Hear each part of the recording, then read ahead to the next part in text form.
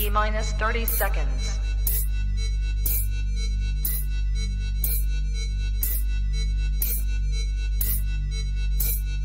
T minus 20 seconds.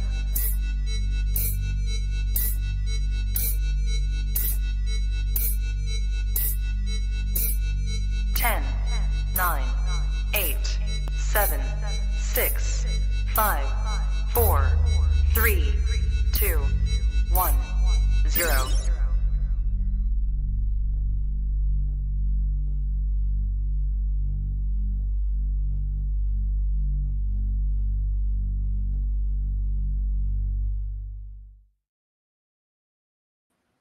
Trap Talk Reptile Network, the coolest reptile network in the world. Episode 499.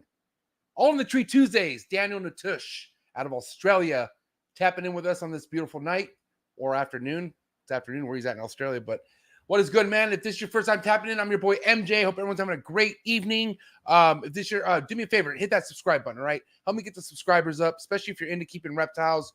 You want to know who's who and what's doing what. This is a network to be associated with, man. I'm telling you right now. So smash that like button, hit that subscribe button, hit that notification bell. And then if you select all, you'll be reminded of every podcast that is dropped here on YouTube. You can listen to the Trap Talk Reptile Network on all the major audio platforms as well. Buzzsprout, Spotify, Apple Podcasts. So wherever you listen to the network, thank you so much. Really means a lot. I do got to say, if you're looking for exclusive content, if you want to get more behind the scenes or just kind of get more of an understanding of what Trap Talk's all about, then click the very first link in the description below and join the Trap Talk Patreon family. As soon as you join the Patreon family, you get a link to the Discord that will tap you in with over 200 amazing reptile keepers. My mind kind of like, had a brain fart right now because I do want to say something that I normally don't, do on a show. But, there's I just want to say my condolences and my heart goes out to the Schroeder family, Troy and Lisa Schroeder.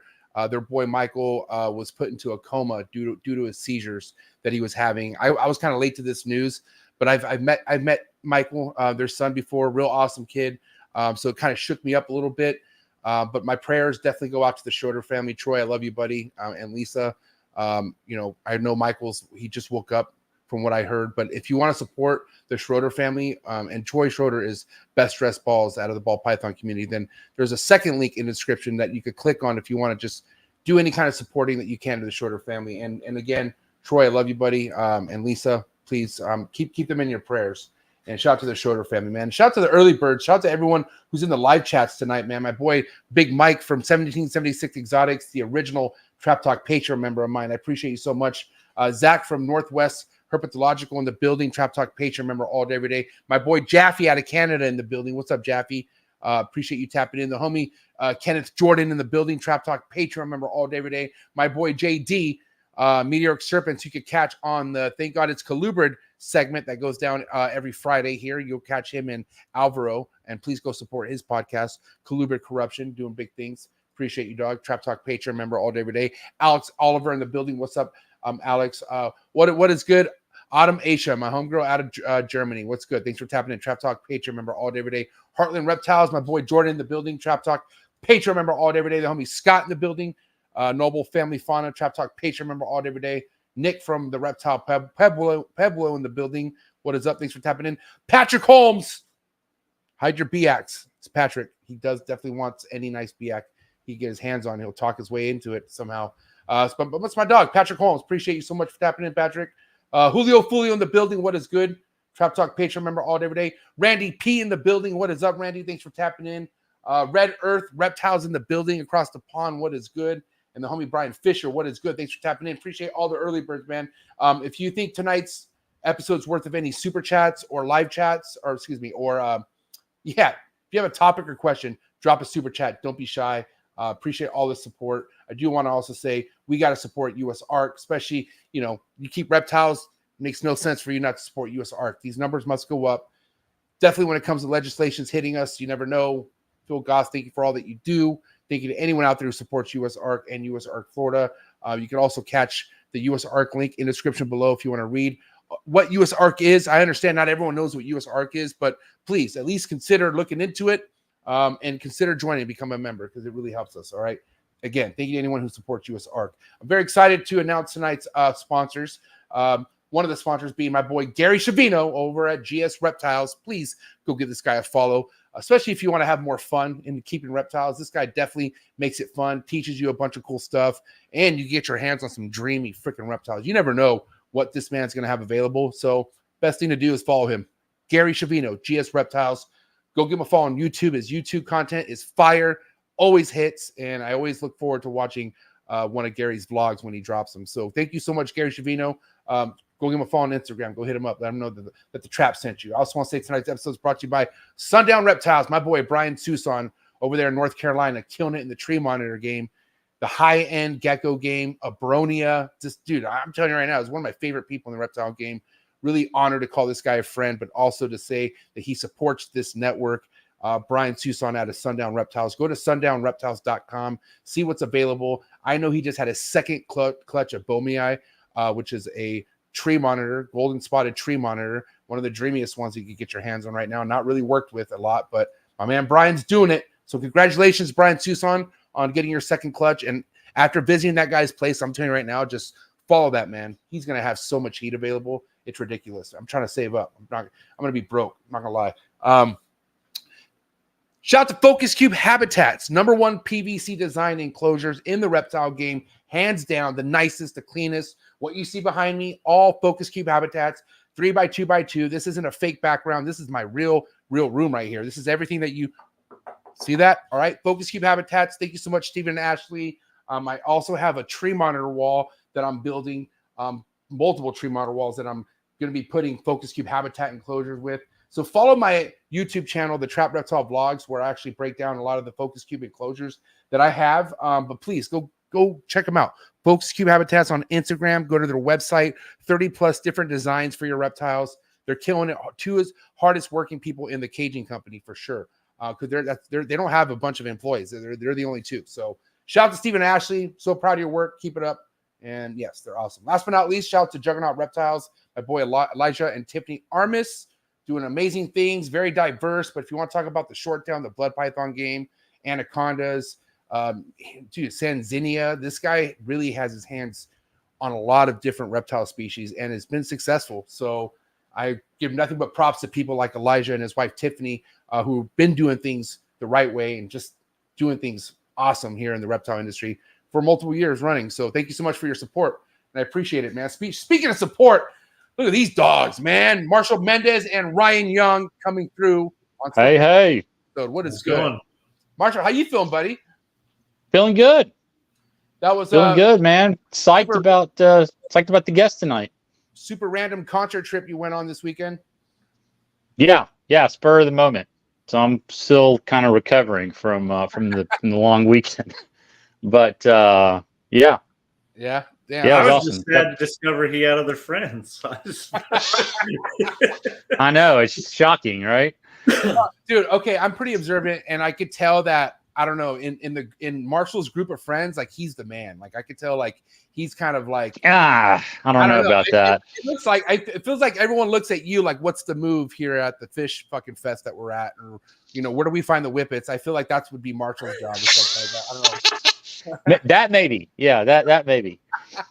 Oh, man, I'm definitely not in charge though. Yeah, Ryan Young, man, what's good, buddy? How are you? Oh, just living it up. Yeah, I see you're growing out your hair. You got a goatee going on, man. You look like you're it's time to high and tight. Yeah. You gonna get cleaned up for Trap Fest or what? Of course, yeah. That's why I figured I'd just let it go till then. Gonna have a sick fade, nice fade for Trap Fest. Dude, this one's gonna look like an essay for sure by the time he gets here. I'll shave your logo into my grain. Oh, dude, that would be awesome. Hey, man, I'm really excited about tonight's guest. Somebody that has been mentioned multiple times.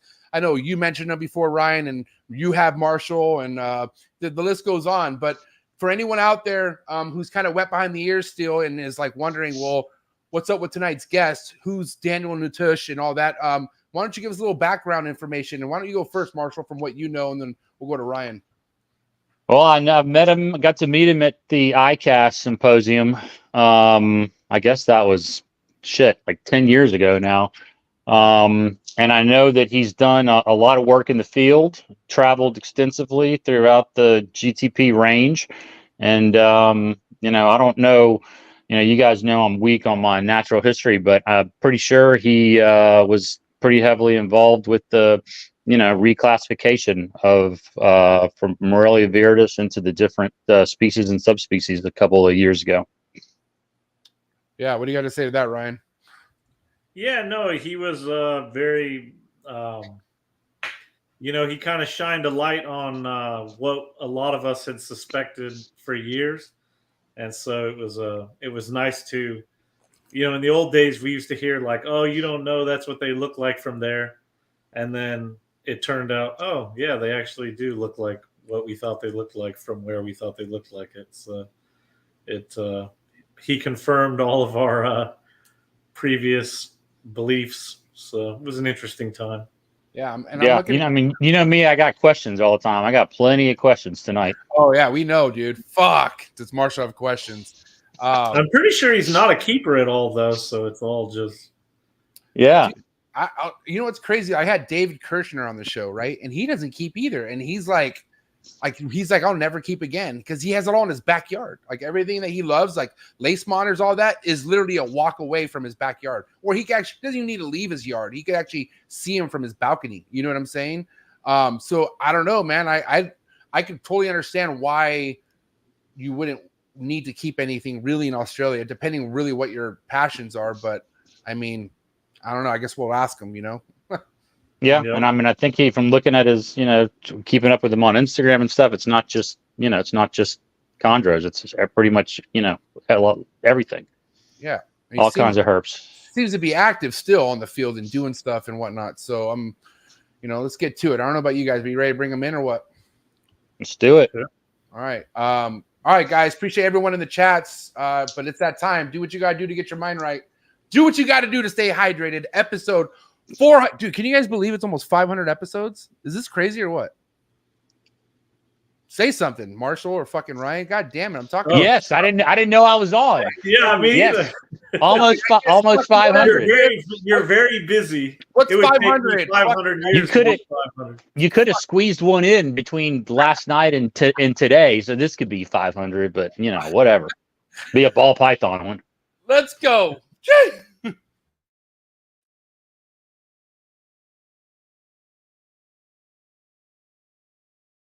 Good. You ready for do more in the future? Trap Talk podcasts? Yes. Man. Only Trap Talk. Exclusive. Yes. Exclusive. Oh. So stop calling us. Rub the spot, get the club to pop. When I come up with the crowd, gotta love it or not. I'm hot from the hop to the rub the spot, get the club to pop. When I come up with the rub the spot, get the club to pop. When I come up with the rub the spot, get the club to pop. When I come up with the rub the spot, get the club to pop. When I come up with everybody, we do it. Everybody, we do it.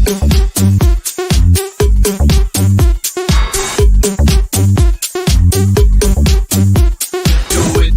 Do it. Do it.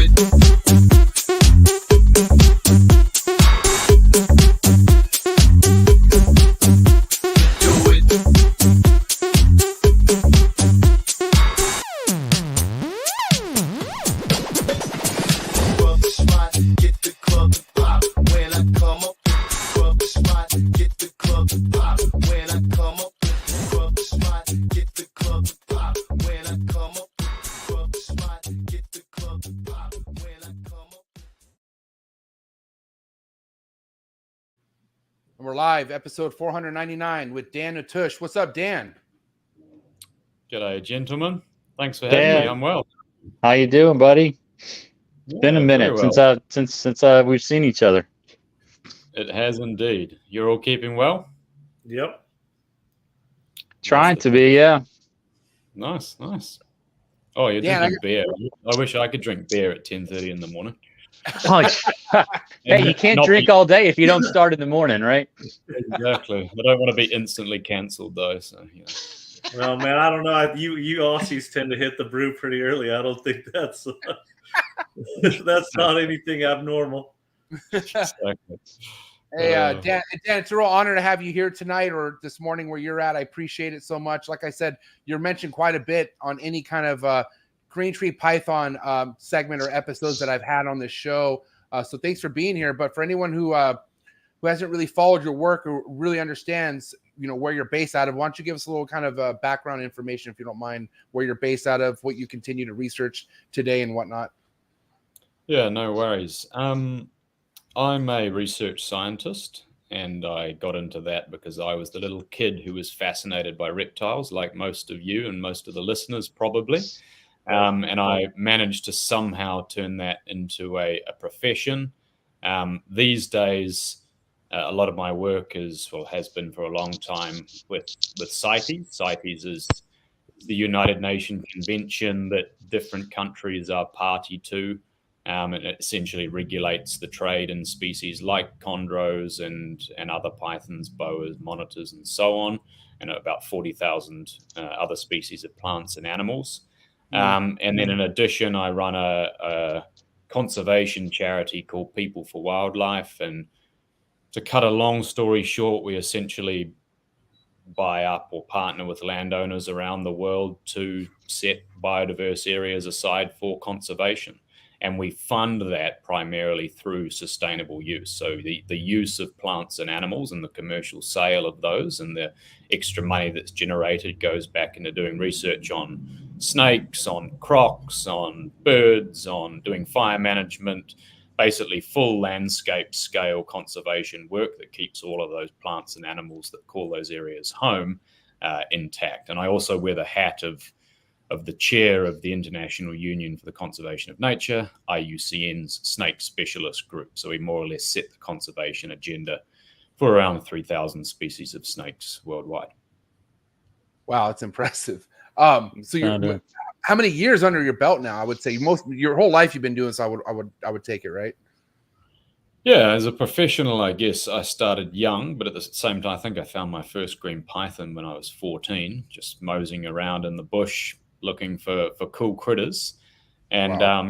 We have one landscape now, People for Wildlife. It's around 240,000 acres that has green pythons on it here in Australia, and other things like canopy goannas, the Keith Hornii monitor, and so I get to dabble with green pythons still, which is kind of cool. Dude, this guy for sure is gonna hate designers without even having a guess. I have a feeling you're not a fan of designer green tree pythons, are you? No, I'm gonna have to pull you up there. I think they are stunning. I mean, see, Ryan, what's your problem, dude? This guy is so get with it, Ryan. Yeah, dude, what a nerd. Ryan's fucking. I never said they're not stunning. I said they're just not my jam. He calls them. Yeah, no, most of them are shit. I can get behind that. I do love the purity of a locality specific animal where its provenance down to the square meter. But obviously, look at even things like carpondros. Some people would say they're an abomination, but some of them are also fucking unbelievably beautiful. Well, I would rather there be a carpondro, because at least you can tell it's a mutt. When you mess up, when you breed the chondros together, it muddies it up even worse. So. Okay, hold on. So I didn't want to speed things up and get into that talk quite yet, because with you, like for instance, seeing a green tree python at 14 years old, a lot of these that you have noticed in the wild, right? Primarily yellows versus red, or have you seen both, or what are you really seeing down where you're at? In Australia, now we know. So at the time we had no idea, but now that we've done all the molecular work in that study that you mentioned in the introduction, we know that Morelia viridis, so your Arus, your Merauke's, your southern stuff, including the Australian population, is all Morelia viridis, and they only have that yellow juvenile phase. There's no red juveniles there. That only occurs in the different subspecies of Azuria. And so when I was young and starting off, I did my master's on green pythons here in Australia. So we were only seeing yellow stuff. And I was like, no, I need to go check out these little red bad boys. And so, I was 19 or something. I went to BIAC for the first time. And that's when we sort of discovered the whole, you guys, I'm sure, knew about it for donkey's years before that. But this whole trade in wild caught animals, and that's when I started seeing the red ones in big numbers. But as you know, they occur at different frequencies in different populations, like those Raja Ampat, your missels, Kofi owls, Batanta, Wagyu. I've never seen, and there's no records of red juveniles from there, despite them being Azuria. And even on the western side of the Vogelkop around Sarong and places, the red juveniles do occur, but the frequency is incredibly low. It's not until you start to sort of push east towards Manokwari and then down Nabere, and obviously when you become Uttaraensis as opposed to Pulcher, that the red genetics really start shining through, and you get a greater proportion of red juvies. And is that's more towards the coast, like towards water, you would say too, right? I guess. I mean, you'd have to look at the historical biogeography, but that Vogelkop isthmus, that little neck in the bird's head between, say, Nabere before you come up to Manokwari, would have been a historical bottleneck, and it's possible that the genetics for in animals that are throwing red juveniles was limited during a certain time in their evolutionary history, and so they're there, but whether they were always there or whether there's been a more recent invasion now that the place has opened up a bit, it's difficult to tell. But certainly the further you head west towards Sarong, the fewer red animals. You know, you guys know, you look at a locality specific animal that doesn't have any weird genes through it, and you can tell whether the adult was a yellow juvenile or a red juvenile, right? And so some of this is based not only on the juvenile proportions I've seen, but also just when the adults come through the door, it's like, yeah, that was red, that was yellow, and you get a lot more yellow stuff the further you go west.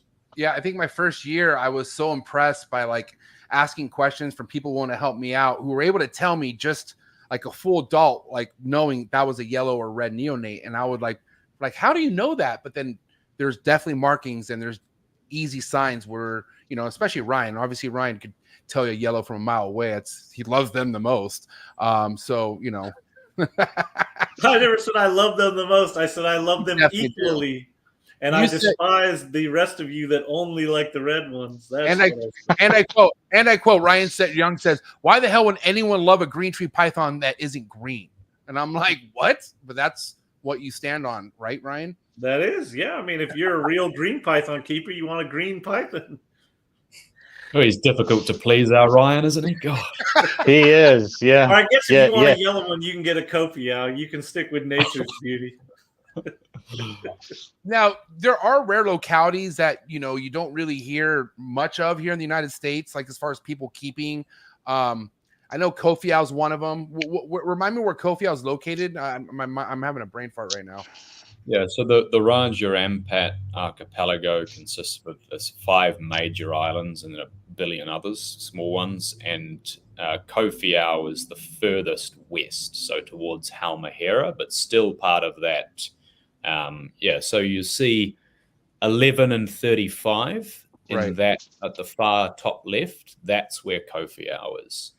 And I've been there a couple of times. I think I've seen 20 animals on the island, and then maybe another 20 in traders that have come over from Sarong, which you can never 100% prove they came from there. But I've never seen a yellow adult, despite what they're definitely washed out. They're not the sort of nice lime green of a green python or even a dark green. They're definitely a sort of a faded yellowish green, but I've never seen a full, you know, canary yellow adult.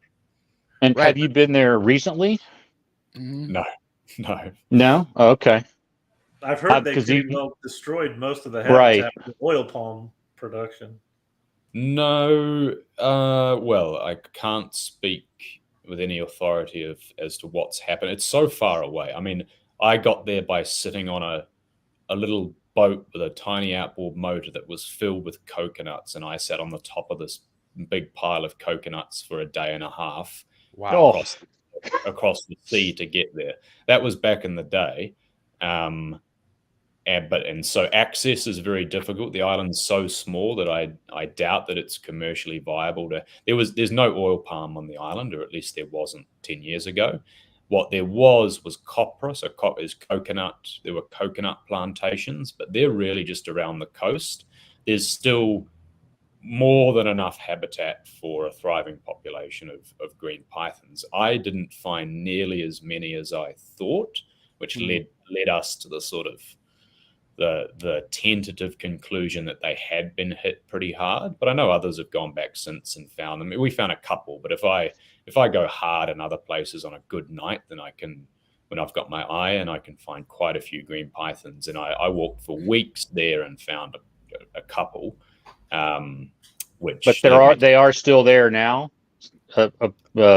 allegedly. Look, I haven't kept my finger on the pulse. Put it this way, I would be extremely surprised if they'd been completely extirpated from the island. They're probably in reduced numbers, but then again, that could be a load of shit too. They could be thriving, and I don't know what I'm talking about. But yeah, I think other people have been back since, and they've found them, and I've seen some YouTube videos of it. So they're around. So it's more like the travel of getting there, which is like fucking, like, to you, you're like, fuck that, I'm not doing that again, is what you're saying. Well, I had no money back then, so I had to just jump on with locals. And got you. You could easily take a speedboat from Sarong and be there in a few hours. It's just that costs, it's a long way, and it costs quite a bit of money. You could also island hop, we traveled through the strait between Batanta and Salawati. Right. And then down, but if you island hopped, you could, So from what I'm understanding here, like, because everyone, correct me if I'm wrong, Ryan and Marshall, here in the United States, when you talk about Kofiau, they're looking for something that stays yellow, right? Like, that's the whole dream behind that locality. Correct me if I'm wrong, is that you're looking for a high yellow one, right? I think that's what people want, but the reality is very few of them, stay yellow their entire life. So they're Rico had a whole wall of them at his place, and he had, I don't know, maybe 6 or 8 animals, and there was maybe only, I don't know, 2 or 3 that were bright yellow, that were adult size. The rest were kind of like Dan was saying earlier, just you can tell they were Kofiaus, but they're not yellow. They're not bright yellow. They're like a kind of a limey green. When I was into them, my adult pair was solid yellow. They bred. They were solid yellow. She was solid yellow the whole time. And then after they laid the clutch, the male got that washed out greenish yellow look. And I was like, man, the babies were such a nightmare to deal with. I thought, if I'm going to have a sarong looking snake, I may as well have a sarong. So I ended up did the female turn Eureka for base and emeralds. So. Did the female turn white when she was gravid? I've seen. I don't know if it's got one grayish white kind of, but not. I mean, it was still mostly yellow, but it was whitish in between the scales. Okay. It's almost like how you guys talk about hormonal blue in those big females. Right. It's almost like they do that a little bit, but instead of going blue, they go yellow. I remember Vladimir Odinchenko from Terraria and Bunchi from Prostasi, even Danny Ganellan, they would get the odd yellow individual, and they remember Vladimir had maybe 1 or 2, and I want to say maybe a white one as well that was a Kofiau. But considering how many are coming through the door, they just pick the best, the creme de la creme, and the rest get sent off. And so the proportions, as you're rightly saying from my experience, are that they're there and they do stay yellow, but there are certain conditions under which they stay yellow, big females typically, and not a great proportion of them. So do you think the reason why we don't see them here anymore is because it's just too hard to get to them, or are they protected now where they weren't before, or because that's one, they've kind of disappeared from the US. There's one Chuck Vogel, I think, is somebody I know that still works with some of the descendants from the ones that Rico had, but there's maybe people that have a stray one here and there, but not many that have a group of any size, and I haven't seen them available here. And I don't know, Ryan, when's the last time you've seen a Kofiau available? It's not Chuck, captive bred. Yeah, a wild one. Yeah, it's been a minute. I've seen some that they sold as sarongs where I was like, ooh. It had a yellow wash to it, like a Kofiau. It might have been a Kofiau, but I think there was probably a collection bias early on. They probably snagged the yellow ones, and as they wore through the population, they probably over collected the yellow ones, and what's left is probably mostly green ones. Yeah. And my question, Dan, is, with everything happening with not being able to get anything from Australia, right? Like what you were involved in that as far as like once that happened, right? Because that happened in 2010. That was when the Australia ban happened, or can you remind me? No, 70s. 70. Oh, that was. Oh, never mind. Shit, 70s.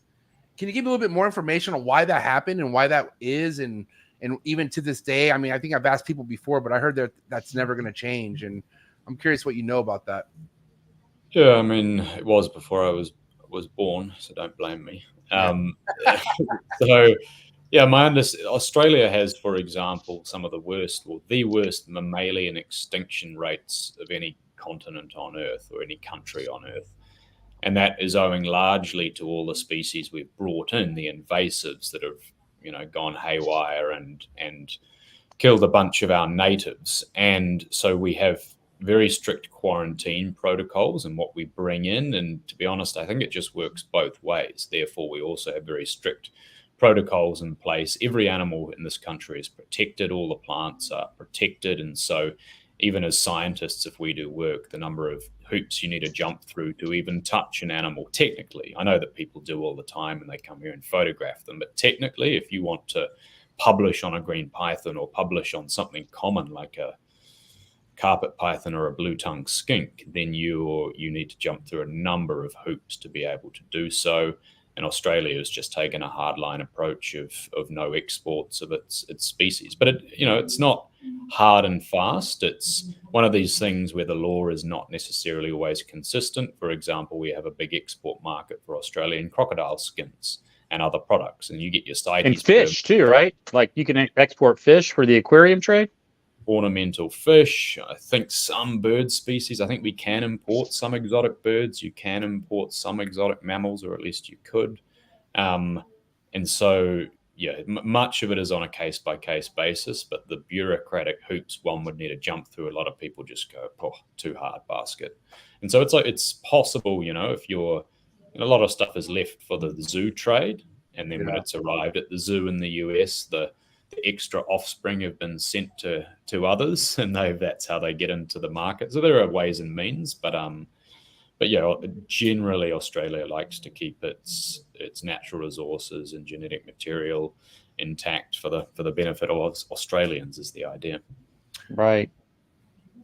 And it also, I mean, like, it's like you want to see a koala, you got to come there, right? Because I guess there's a few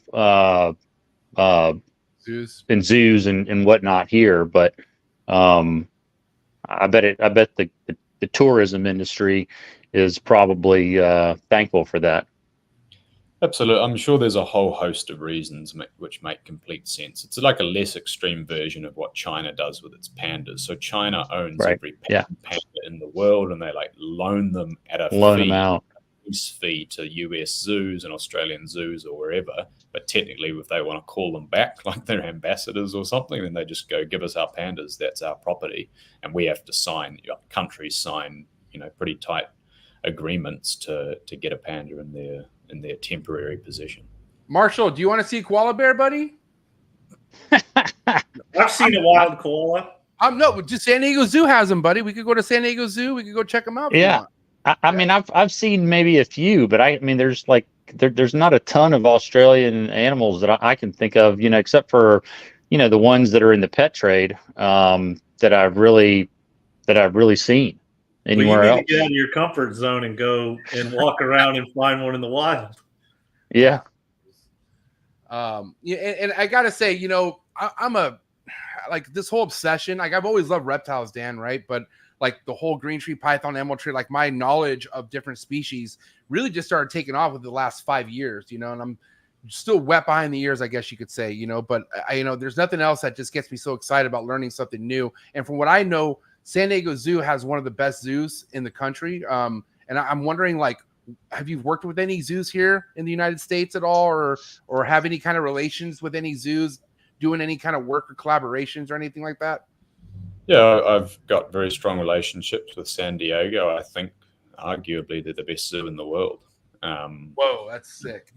Wow. They do incredible things. They do a lot in Australia. So we're, as People for Wildlife, you know, we have discussions about collaborations on different bird species and whatever that we work on. They do, and so I know all the herp people there. And yeah, no, they're doing some incredible, you know, they're like everything, there's zoos and there's zoos. And it's got to be right up there in terms of everything it does, the amount of money that they're throwing into animal husbandry and research and conservation. It's pretty stunning. Wow, that's neat. And you know, something I wanted to make sure I asked you before we kind of get off the topic, as far as, you know, you, like, if we could kind of picture a scenario of you going to Kofiau Island, right? And if you were to kind of touch down on that ground, like the way you work and the way you like to look for things, like what's your game plan? Like, what, like, how do you set things out? Obviously, I'm sure you would research things before heading over there, right? But like if it comes to you looking for something, how do you go about it? Like, what's your techniques, or what do you like to do? I mean, it's a good question. A lot of this sort of stuff is more about surviving in the bush than it is about looking for animals. And when I say that, though that sounds a bit melodramatic, what I more mean is when I was on Kofiau, there's no accommodation. And so we got off the boat, and I speak Indonesian, so I went up to people and like, hey, how you going? I'm down. Is there anywhere to stay? Nope. We've got a tent. Can we pitch it somewhere? And I don't know. You could stay in my house. And so you sort of negotiate. Can I give you a few bucks? Can I live in your house with a complete stranger? And you become really good friends with a complete stranger. And you spend half your time diving on the reef, catching fish with them or crayfish or doing whatever. And then you get talking. Have you seen these animals? And I might get the Greg Maxwell book out or the Kivett and Wiseman book and be like, these ones, you've seen those ones? And they're like, yeah, no, they're around. Good.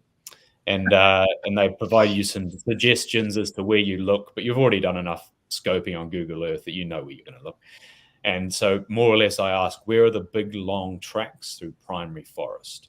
And typically, you know, lots of stories where people go, oh, it's over here, and the directions, you know, that they aren't using maps a lot of the time, and so they'll give you directions, which the way my mind at least thinks, you know, I've got north, south, east, west in my mind, and I know that a kilometer is more or less, you know, if I've walked through the bush for a kilometer, I more or less might get it right around the 900 meters or 1.1 Ks, whereas they might say, oh, it's only 10 meters down there, that track, but actually it's 5 kilometers down there. Or they'll say, oh, it's very far, it's 100 kilometers.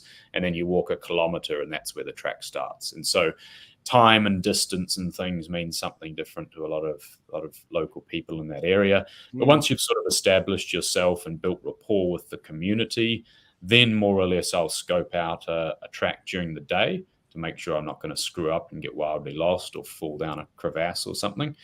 And then I'll just start walking during the nighttime. And typically I don't like people coming with me, because often they use your headlamp as a means of seeing in the bush, and they'll take a bush knife. And so every little rat you see, every mammal, they're running after it, trying to kill it to eat it because they like the protein, which obviously, you know, detracts from the experience and your time spent actually looking for critters.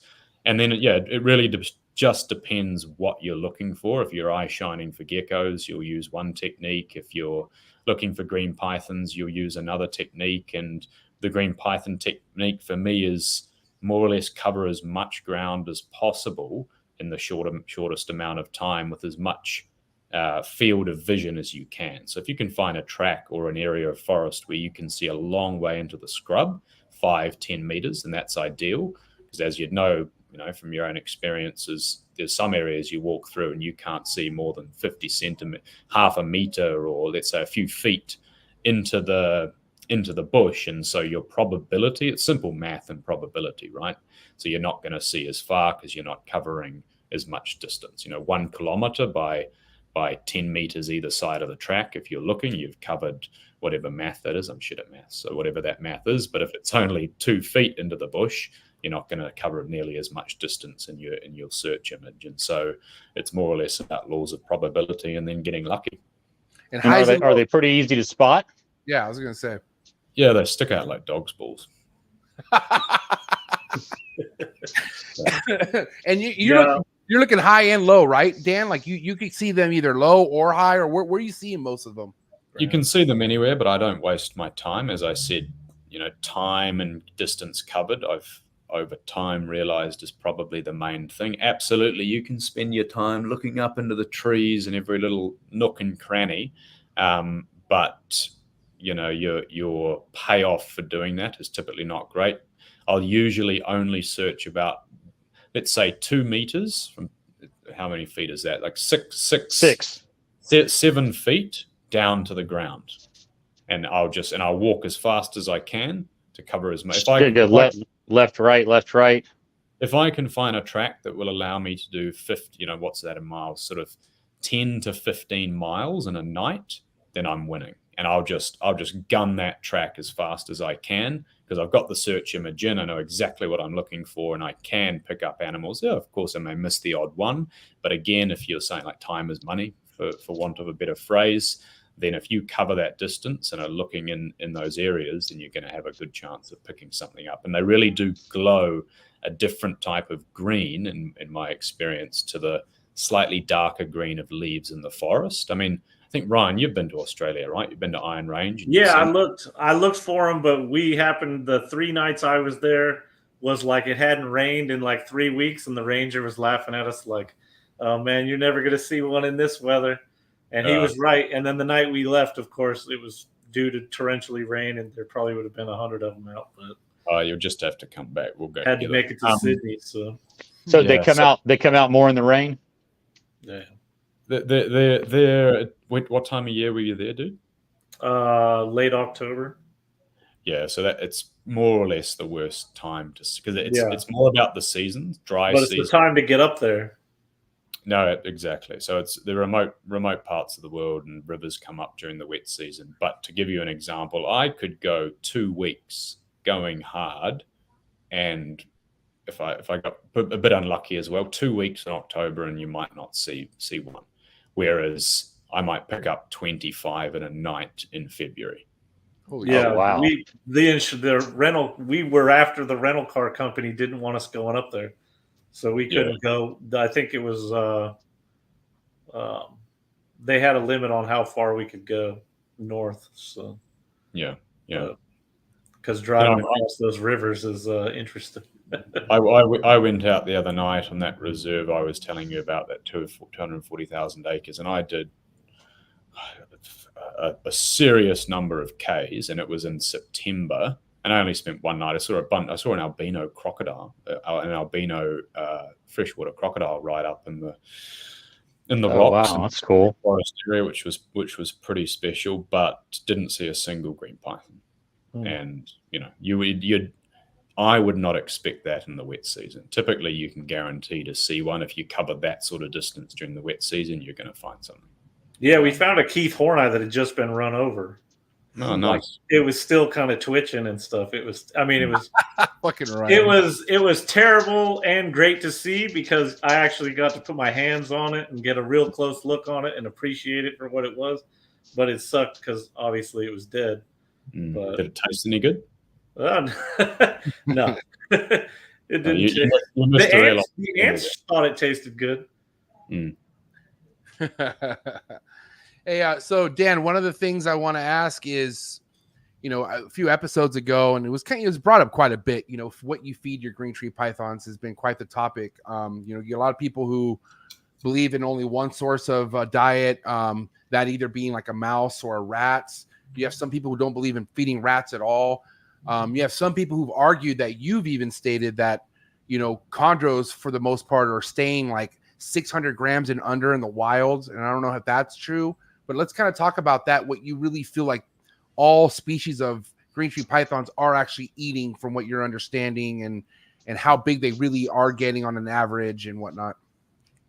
Yeah. So it's a good question. When they're young, they are exclusively eating small lizards, and they're typically hunting during the day when lizards, run around in the sun and do their things. They hunt close to the ground and sort of sun-dappled areas, both the red and yellow juvenile morphs. We've done a bunch of experiments where I created on BIAC massive enclosures or exclosures so the animals couldn't get out, and then put all these animals in there and then just watched over the next few months what they did. And it was quite interesting to see how the adults versus juveniles used the different habitat strata.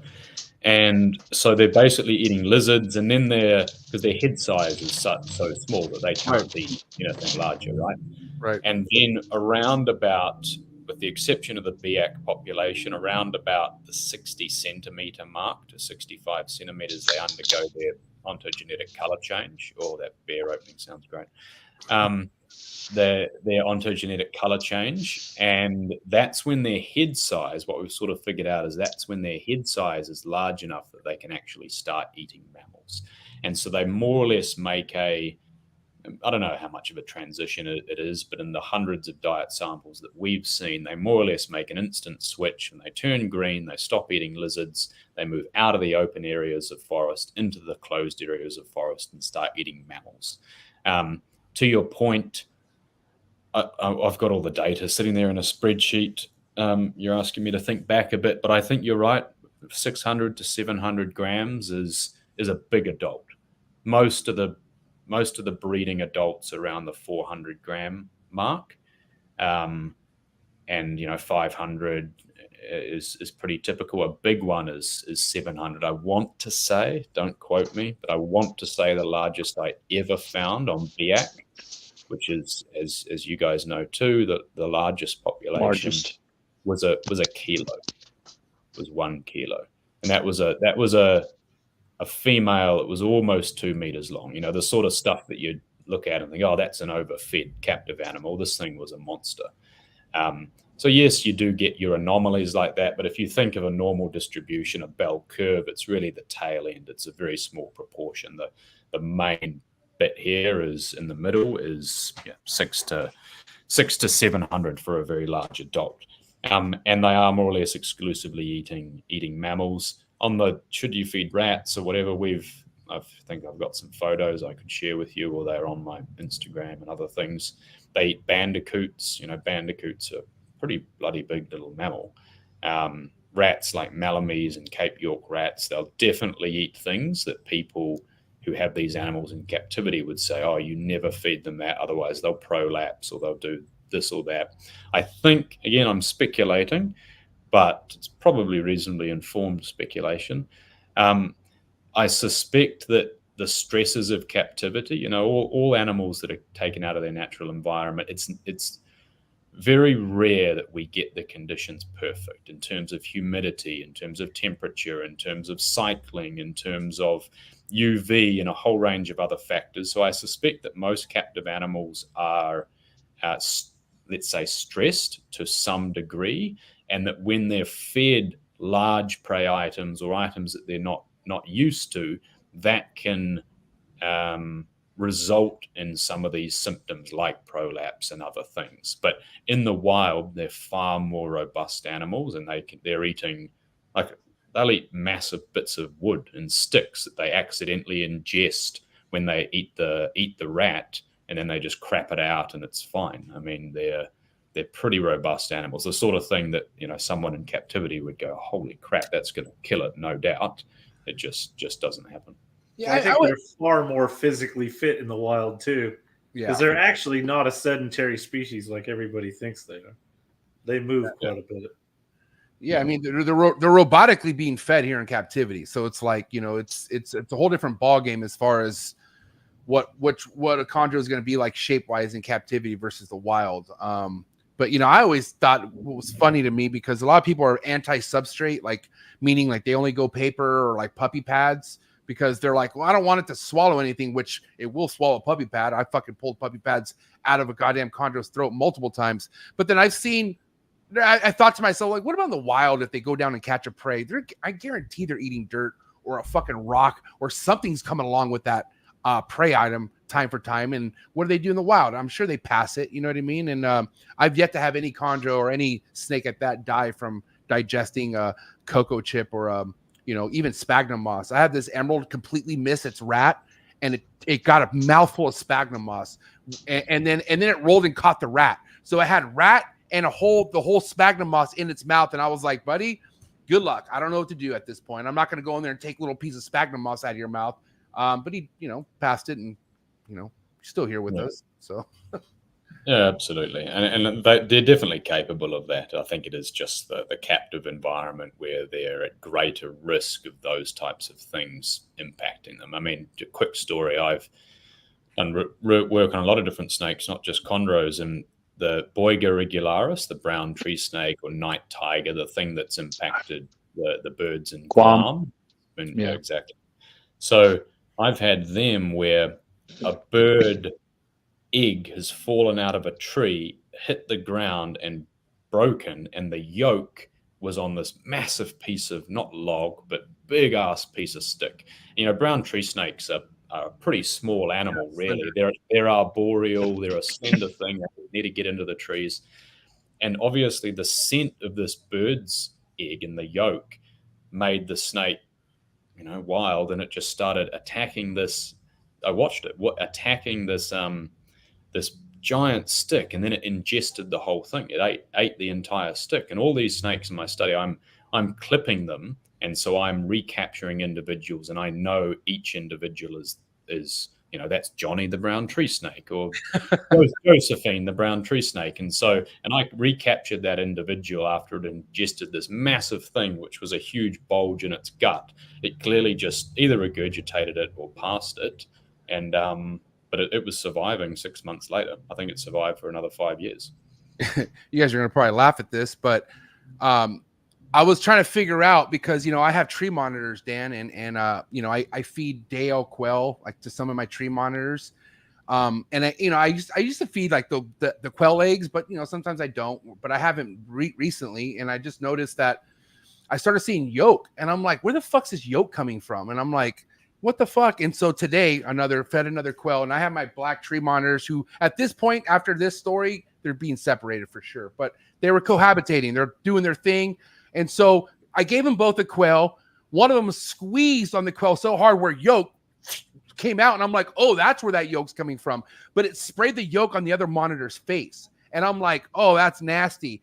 I'm going back to my work, doing my thing. I go and I see something just launch. And I'm like, what is that? And that fucking tree monitor must have smelt the yolk on that monitor's face and put literally its whole mouth over, basically tried eating his head. And I was like, whoa, what was it? And I literally had to go in there and basically grab him to pull her off.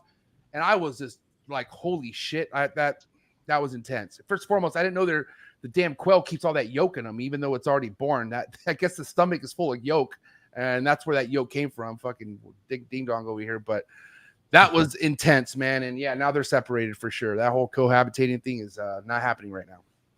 Yeah, for sure.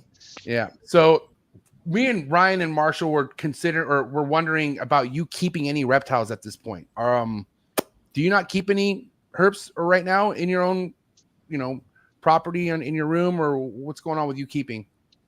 No, I've got 2 young kids, and many people would consider they're lot like reptiles. God. What that basically means is I sort of don't have time. I have in the past. I've kept green pythons and bred the odd, but when I was at university, just because I could. But I think, as you said about someone else, Dave Kirshner, I believe it's a similar thing for me. I work so often with these creatures in the wild that I get my fix that way, and then I'm traveling so much, and other commitments that I just wouldn't do right by the animals. And to be honest, and I don't say this in any sort of elitist way, it's just everyone's different, right? I don't quite have the interest in the captive space and the captive animals as I do in wild ones. I think my interest over time, as I said, I was a kid growing up and fascinated and couldn't wait to get my hands on snakes, and it was all about that. Whereas that sort of died out a bit, and now my interest has become more academic and more scientific, as boring as everyone may think that is. I am interested in asking questions, and if I could do that with captive animals, then I could keep them for that reason. For example, Why does UV influence the vertebral stripe of Merauke type animals? Those sort of questions are interesting and would be pretty easily answered in a captive setting. But unless it has that sort of slant to it, I just kind of don't have the interest in keeping them. What was it? How long has it been? Oh, go ahead, Marshall. I was just going to ask, what is like the overall hobby like over there? Is there a lot of people that work with green pythons? I guess so.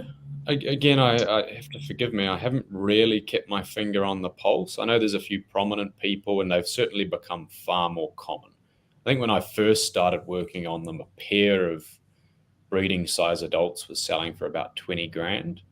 And everyone thought I'd come up with this elaborate scheme with the university so that I could go into places like Iron Range and poach them, which is pretty funny in hindsight. But yeah, because they were worth a hell of a lot. That market has sort of been flooded with a few imports, illegal imports, in addition to people, I guess, illegally again getting their hands on specimens and flooding the market, which was actually what needed to happen from the start. And I'd written recommendations to parks and wildlife and others saying, just let a few, permitted people that go in and take a bunch and breed them up. And it happened with rough-scale pythons, with foxtail palms.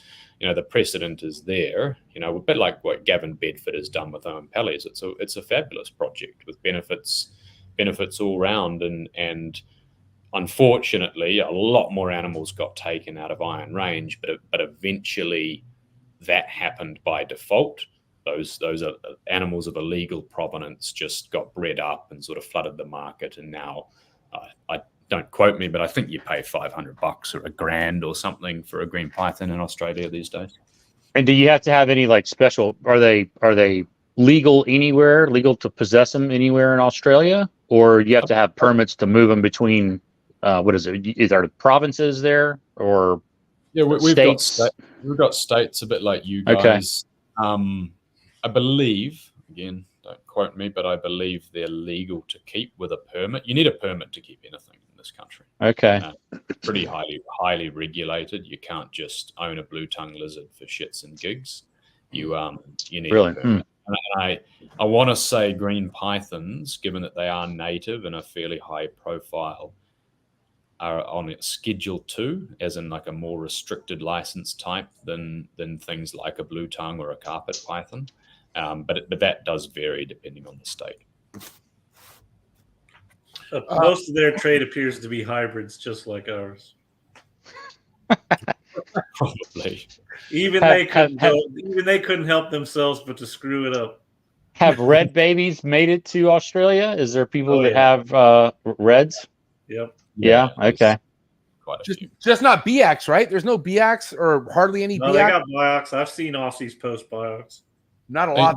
The vast majority of foreign stuff is BX. I mean, it is. I don't know what's going on BX, but shit, there's a lot of green pythons there, and there's a hell of a lot coming out. All those photos you would have seen them, like BX is, you'd go to Sarong and Manakwari and Merauke, these other places, and you'd find a handful, maybe 60 or so. There were just thousands coming out of BX. I don't know why, but yeah, there were. And it seems to be sustainable. It doesn't seem to be dropping. No, well, I mean, to say that with surety, we probably need a bit more information. We did see I published that paper. We did see demographic changes in the population, depending on the monitor, or based on the monitoring we did. More adults and then shifting towards juvenile animals, which would be indicative of some sort of impact on the population. But then again, it may not necessarily suggest it's sustainable. It could just be a natural shift in the equilibrium of that demographic. And yeah, really you'd need a longer term study to find out what's going on. But these places, I know Biak looks like a small island relative to a big place like Australia or the United States, but these are pretty big islands. Even Kofiau, Kofiau's a bit smaller, I suppose, but it would take quite a lot of pressure to nail these things. Kofiau, certainly you probably could, but Biak, and then Biak up the north has Sapuri, a different island. Got the Podido Islands down south off the coast, and there's a lot of habitat, a lot of forest, and yeah, there's villages all around the periphery, but in that center, there's a lot of virgin forest, and you're going to have to be trying really hard to Well, they're on num 4 as well, so exactly. Num 4 again, there's a lot less forest, and so you could impact that population with pretty big harvesting pressure. But something like Biak, you'd have to be trying hard. Have you looked much around Papua? Yeah, I mean, I've been to nearly every corner of it, chasing. Papua's huge, Marshall. You're gonna have to dial it down to a more precise thing than saying. I mean, Biak is part of Papua province. So is Yapen and these other places, but mainland Papua, yeah, it's a freaking enormous place. And there's just no way on earth, the US military with all its might and its A-bombs and everything probably couldn't get rid of green pythons if they wanted to. So. Well, that's good. So is there different, I know that they're considered the same species or subspecies, but are there different looking localities on the New Guinea side? On the Papua New Guinea side? Yes. Yeah, absolutely. If Papua New Guinea had an open trade, a bit like Indonesia did, then you would have 50 more localities that you call this and that in the pet trade. But they're closed off just like Australia, right? More or less. I mean, if someone tried hard, they could potentially get animals out of there. You just go through the right channels, and and you can get stuff out of there. It's just no one is really trying. I want to get to this. I want to get to this super chat question from a good friend of mine, Lisa. Shout out to Lisa. She's well known for keeping white-lipped pythons in the hobby. But her question is it true that there is a population of southern white-lips up north near Manokwari? Well, that's a really good question. As you know, we did the revision of lyre python, and this was a sort of anomaly that stood out. I will just say, a bit of a disclaimer or caveat, we did not have anywhere near the sampling distribution for white-lipped pythons as we did for green pythons. Mm-hmm. And so there are various gaps in our knowledge of exactly where the distribution of one species starts and the other ends type thing. But weirdly, most of the stuff in southern New Guinea, south of that central mountain range, is the southern thing. Morelia viridis for green pythons. If we're talking white-lipped pythons, it's what do we call them? Fred Parkeri, lyre python Fred Parkeri, what people used to call hoseri. And nevertheless, there are both gold and black animals in that Manokwari area. Exactly where they start and finish, I couldn't tell you, but it's clear that southern animals, because Timika also has those southern animals, they've come up through the Vogel-Kopp Isthmus, up the side into Manokwari there. They are very different to look at, and when we ran the molecular analyses, those black southern-looking animals from Manokwari, they grouped with the southern animals from Morocco and more, the places you'd be more familiar with. And right next door in Manokwari, you had the gold ones that were obviously the Albertissi golden thing. And so, yeah, more or less the answer to the question in short form is yes. Did you did you find the wild ones yourself, or were they just at animal dealers? No, I found them myself. And so, I had animals dead on the road, where I think Manokwari was the good example where, the answer is both. We did also take tissue from animal collectors in Manokwari. Mm-hmm. What we tried to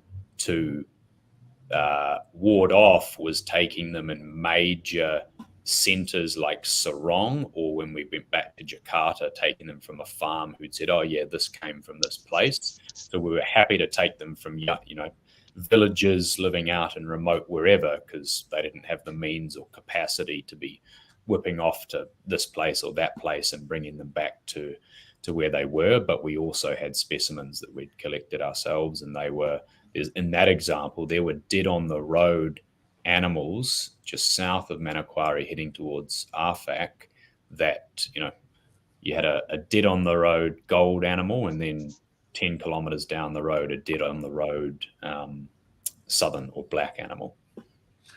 Yeah, and since the white lip python species came up, I'm curious because I learned a lot of what I was keeping just based off what the importer was sending me. I kind of don't recommend to a lot of people to do what I did, but I went in pretty hard once I found out that all it takes is for me to tell this guy, hey, I want it, he'll ship it to my house. You know what I mean? And I eventually had a group, I think 5.4 white lips. Like I had a pretty good sized group at one point. But then I noticed that, there was variations in some of them. Like some of them were like really gold. And then some of them were like black looking with like darker hues of gold, but like purple. Right. And then I remember getting one that was like the darker golden hue type. And it was labeled BIAC locality. And I didn't know if this was true as far as white lips having localities like chondros. Like, is there BIAC locality white lips? Is that a thing? And are they as different as I'm seeing here as far as the import game goes with them?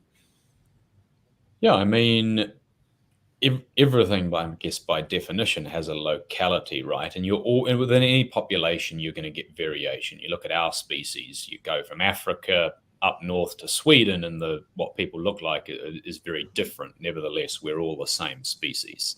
And so that's pretty normal, that clinal variation, especially from, say, one end of New Guinea to the other, or something like a BIAC on an oceanic island, which has never been connected to mainland New Guinea, unlike an island like Yap Pen, which is a land bridge island. And so all the animals that got there, they bridged across on vegetation. They got there at various different means when land was much closer during periods of glaciation. And in my experience, those BIAC animals, the white lip pythons, they're a lot more red. You know how white lip pythons and say sarong, they're quite a yellowy gold, a light gold, whereas the BIAC animals, and I want to say, to go back and read my own papers, but we had genetic samples from BIAC, but certainly the specimens I saw there, which is a low sample size, I think it could be 2 or 3, and they were wild animals that I found myself. They were very red, almost coppery golden. Yeah. And so let's say it's a darker yellow or a darker reddy yellow. Again, it's difficult because they're a uniform colored snake, right? It's just a yellow or golden animal or a black animal, as opposed to a green python where you have, the rosettes of white, or you have, the blue vertebral stripe, where you actually have these quite fine characteristics that allow us to go, that is subtly different to that. Whereas the only external features that we're going to use to differentiate, say, a BIAC locality from a sarong locality is the hue or the shade of the golden color. And so the answer is broadly yes, but exactly how every locality is different, I don't really know. And there's so relatively fewer white lips entering the market that you haven't built up as the pet industry the same sort of understanding about, when we get a sarong animal, it has this blue, or when we get a Jayapura, it has a continuous blue vertebral stripe as opposed to a broken one. Those sort of details haven't been fleshed out in the same way, but we could assume that all localities of white lip pythons are subtly different in some way. Right on. I was always curious about that. I want to get to the topic of when me and Ryan had the first time we met, he shocked me and told me, MJ, the way you shit on chondros, in a sense, the same way you should be shitting on your designers. And that's when I realized, I'm like, what is he talking about? And, sure enough, he explained to me how there's species within chondros. 5 total, right, Ryan? It's 5 total species? No, well, 2 total species, 2 subspecies. So 4 altogether, I guess. They should be 4 species, but now, somebody dropped the ball. And Dan, that's what I want to talk about. Like, it should be 4. And then there's another question that Lisa had about, as far as within scrub pythons, should there be a split between some of the species within scrubs, just like how there is with white lips and chondros? And I want to kind of get to that, because I'm wondering if we should kind of switch directions here and really kind of consider the name of these species and subspecies and start pushing those names more versus, mutt names, as Ryan calls them, you know. But what's your take on that? Yeah, well, I suppose to address Ryan's knife in my back. Oh, first- get him. Wow, dude. No, so he's dead right. You're dead right, Ryan. Basically, there is enough molecular or genetic differentiation between. So there's 2 species, and let's say 3 subspecies within one of those species. So you've got Morelia Azurea utaraensis, which is from northern New Guinea. You've got Morelia Azurea pulcher, which is from the vogelkop, your sarongs, your maniquaries. And then you've got Morelia azurea, which is the biak animal. So within one species, 3 subspecies. And then you just have in the south, Morelia viridis.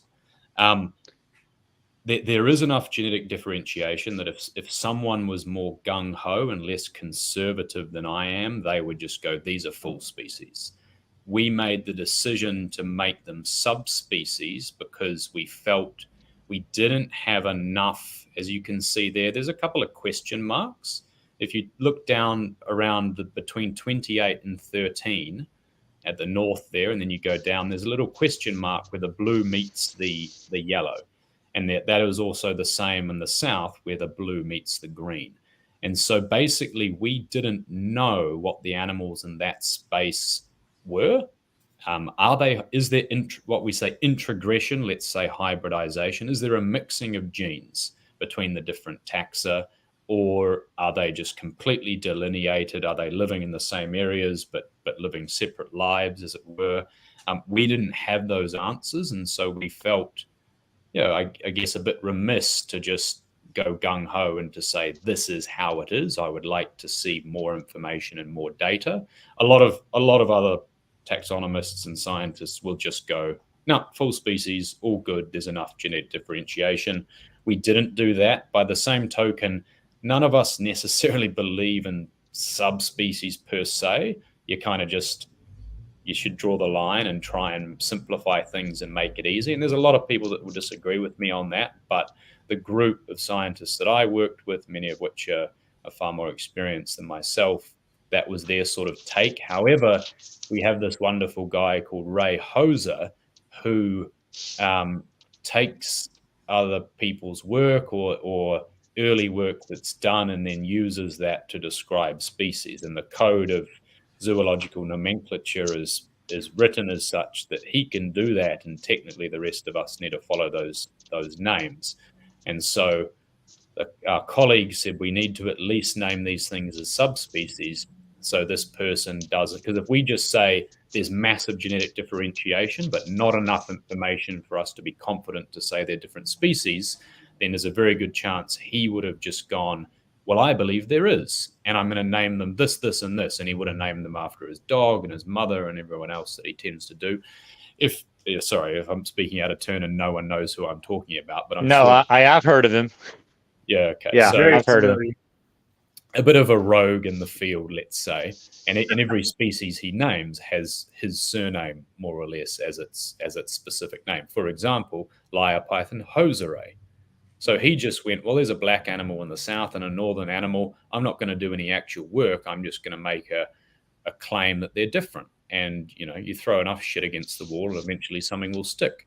And that stuck. And so we wanted to avoid that. That's why we called them subspecies. But I would love someone else to go out and to fill those gaps and do better science than we did, basically, more intensive science to answer the question, are these things actually genuine species that are not showing any introgression or say, hybridization? So are they subs? Wow, guys, Go slow ahead. down, relax. Go ahead. Well, my pushback on that is if they do intergress, doesn't that just prove that they are actually different things to begin with? Well, not necessarily. It could just be clinal variation. Unfortunately, we don't have amazing sampling at the exact places where these two different things are meeting. If we did, we would be able to say, this is actually, do we know what a cline is? So basically, so this thing is different to this thing, but if you look at all the things in between, you see slight differences in each, and each one is most closely related to its nearest neighbor. And that is common in many animals. And so if that was the situation, we'd be more reluctant to say that these two things at either end are completely different species.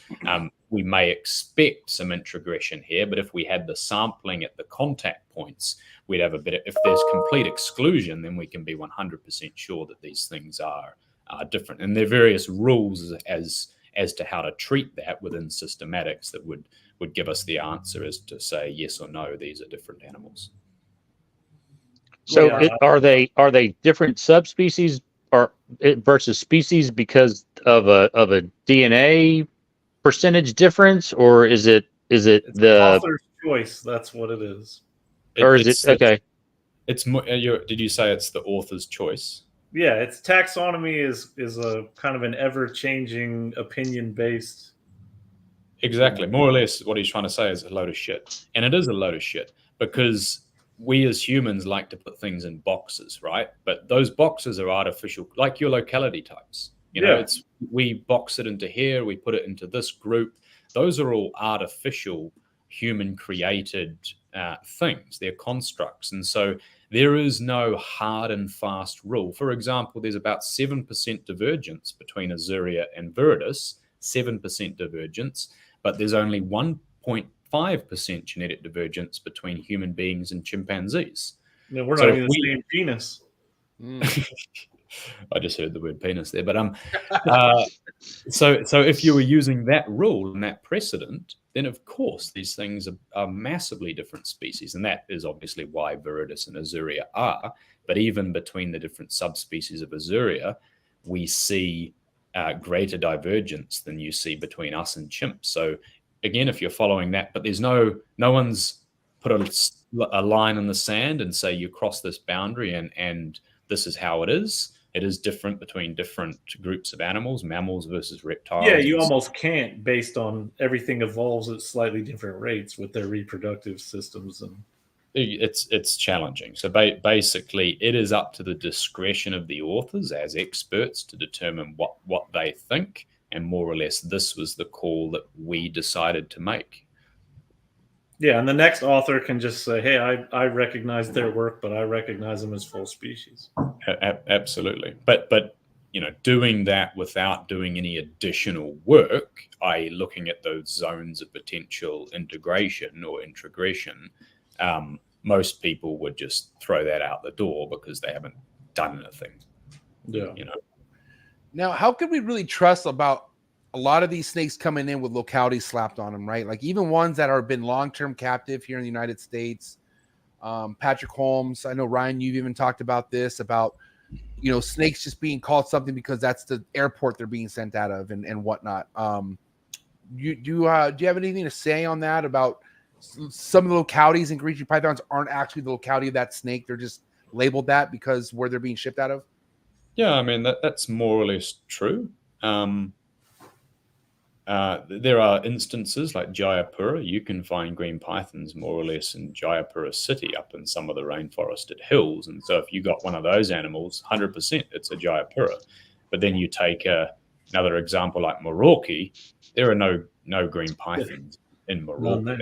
That's a woodland habitat, like a savanna. It's possible, you know, it's probable that they do come down some of the riparian corridors along the rivers fairly far south, but you need to go a good 60 miles north through that thick bamboo country before you even get to rainforest. And so things like white-lipped pythons from Morocco, green pythons, and those typical rainforest taxa just don't occur there. And so your Morocco locality is a Tanamera or an Aziki or a Warokko or a whatever animal that's been brought down from hundreds of kilometers away and sent out of that port by the trader that lives obviously in the major center, which is in Morocco. Yeah, we'd be as a trade, we'd be better off to just refer to them as northerns, southerns, northwesterns, biocs, and not try to micro locality. I mean, Aru is obviously, for the most part, you can tell an Aru from a Maruki.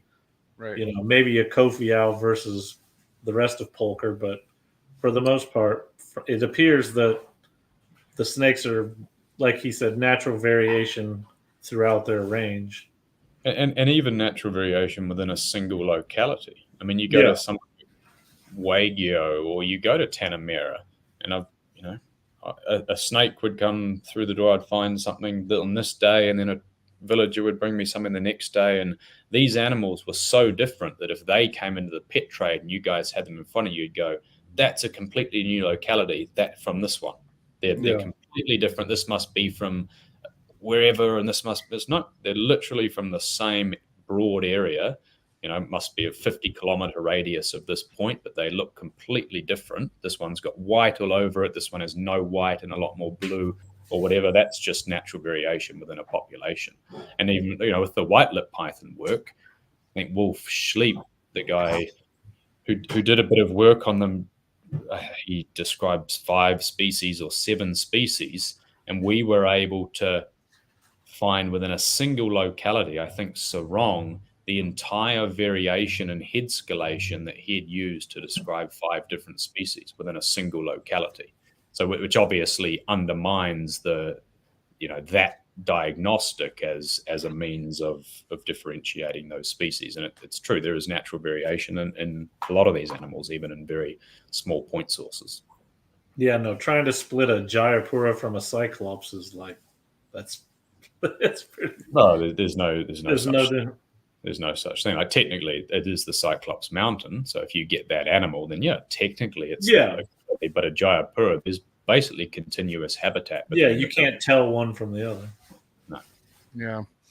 Now, we were talking earlier, Dan, when this show first started about, in certain areas where you would go look for chondros, you'd only see yellows, you wouldn't see reds. But where are most reds being found? And primarily, is there any of the localities that are primarily red versus yellow? Just like how there's localities where there's only yellows, you know what I mean? I'm just curious about that. Yeah. We wrote a paper on it. I can put it in a chat or something, which has the frequencies of red and yellow juvenile phases for each of the different localities. And I think it's more specific than the main localities that we use, and certainly more specific than the various subspecies that have been described. I want to say some species some localities in northern PNG for the most red, like SUNDOWN, the Sepik drainage has a greater proportion of reds than yellows. And then places like Biak are more or less 50-50. And those animals are typically found in the exact, or when I've found them, they're found in the same habitats as the yellow individuals.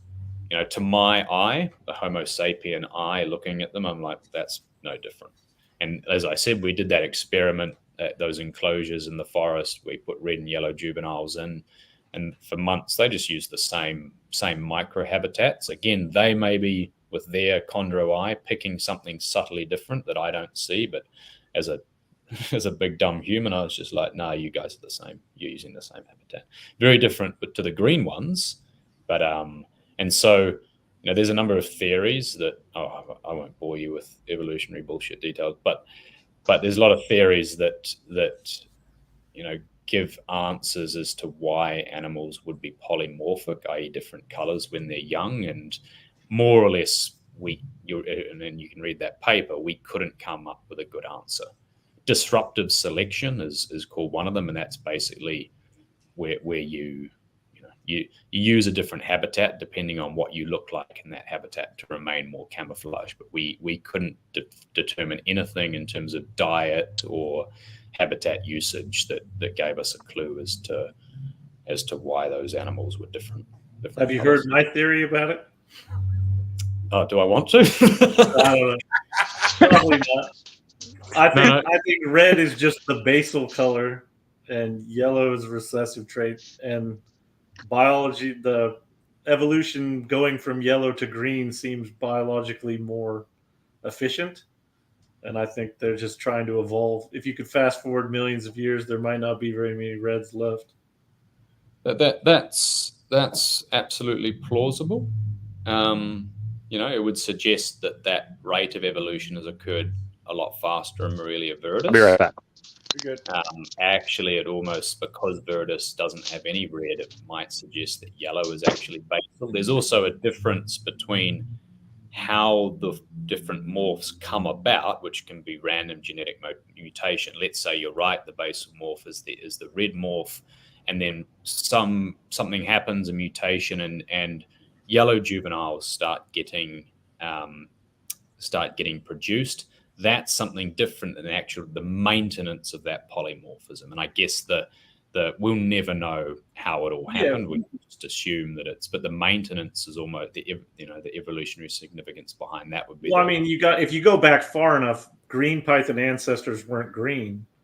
No other pythons are green, so they would have had to have come from a brownish, probably a quasi carpetish like looking snake that more than likely had a brown or red baby, and that just is the default that they're trying in the process of turning green, from a brown snake to a green snake. Now they're trying to streamline their yellow or their baby color to an adult color. It's kind of my theory, anyways.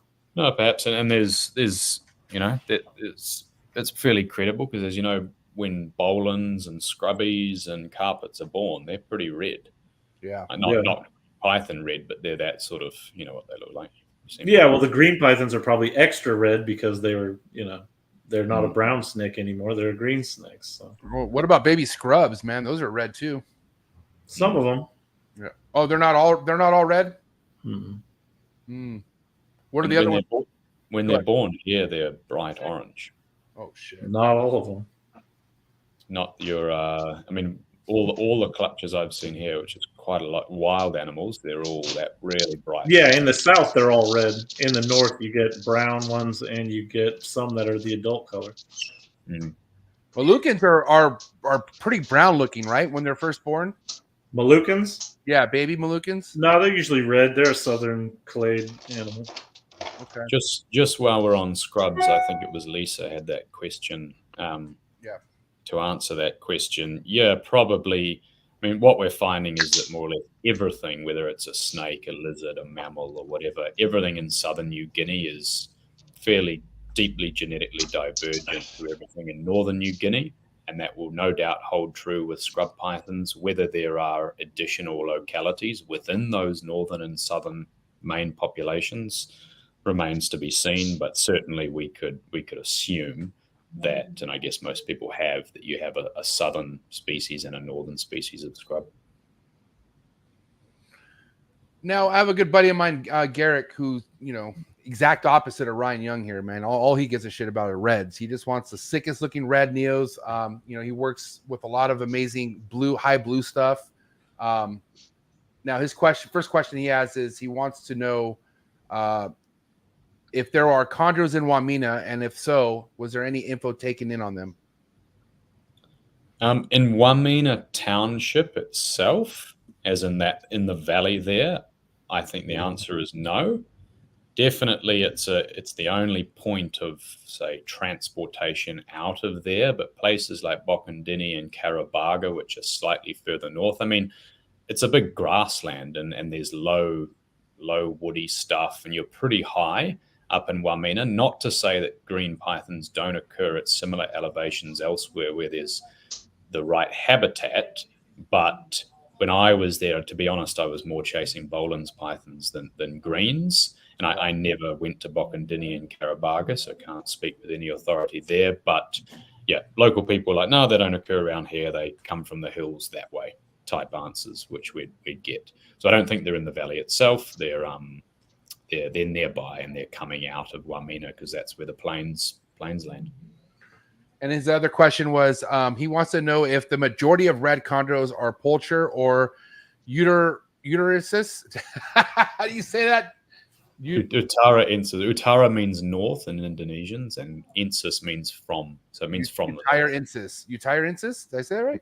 Utara ensis. Utara ensis. All right, cool, awesome.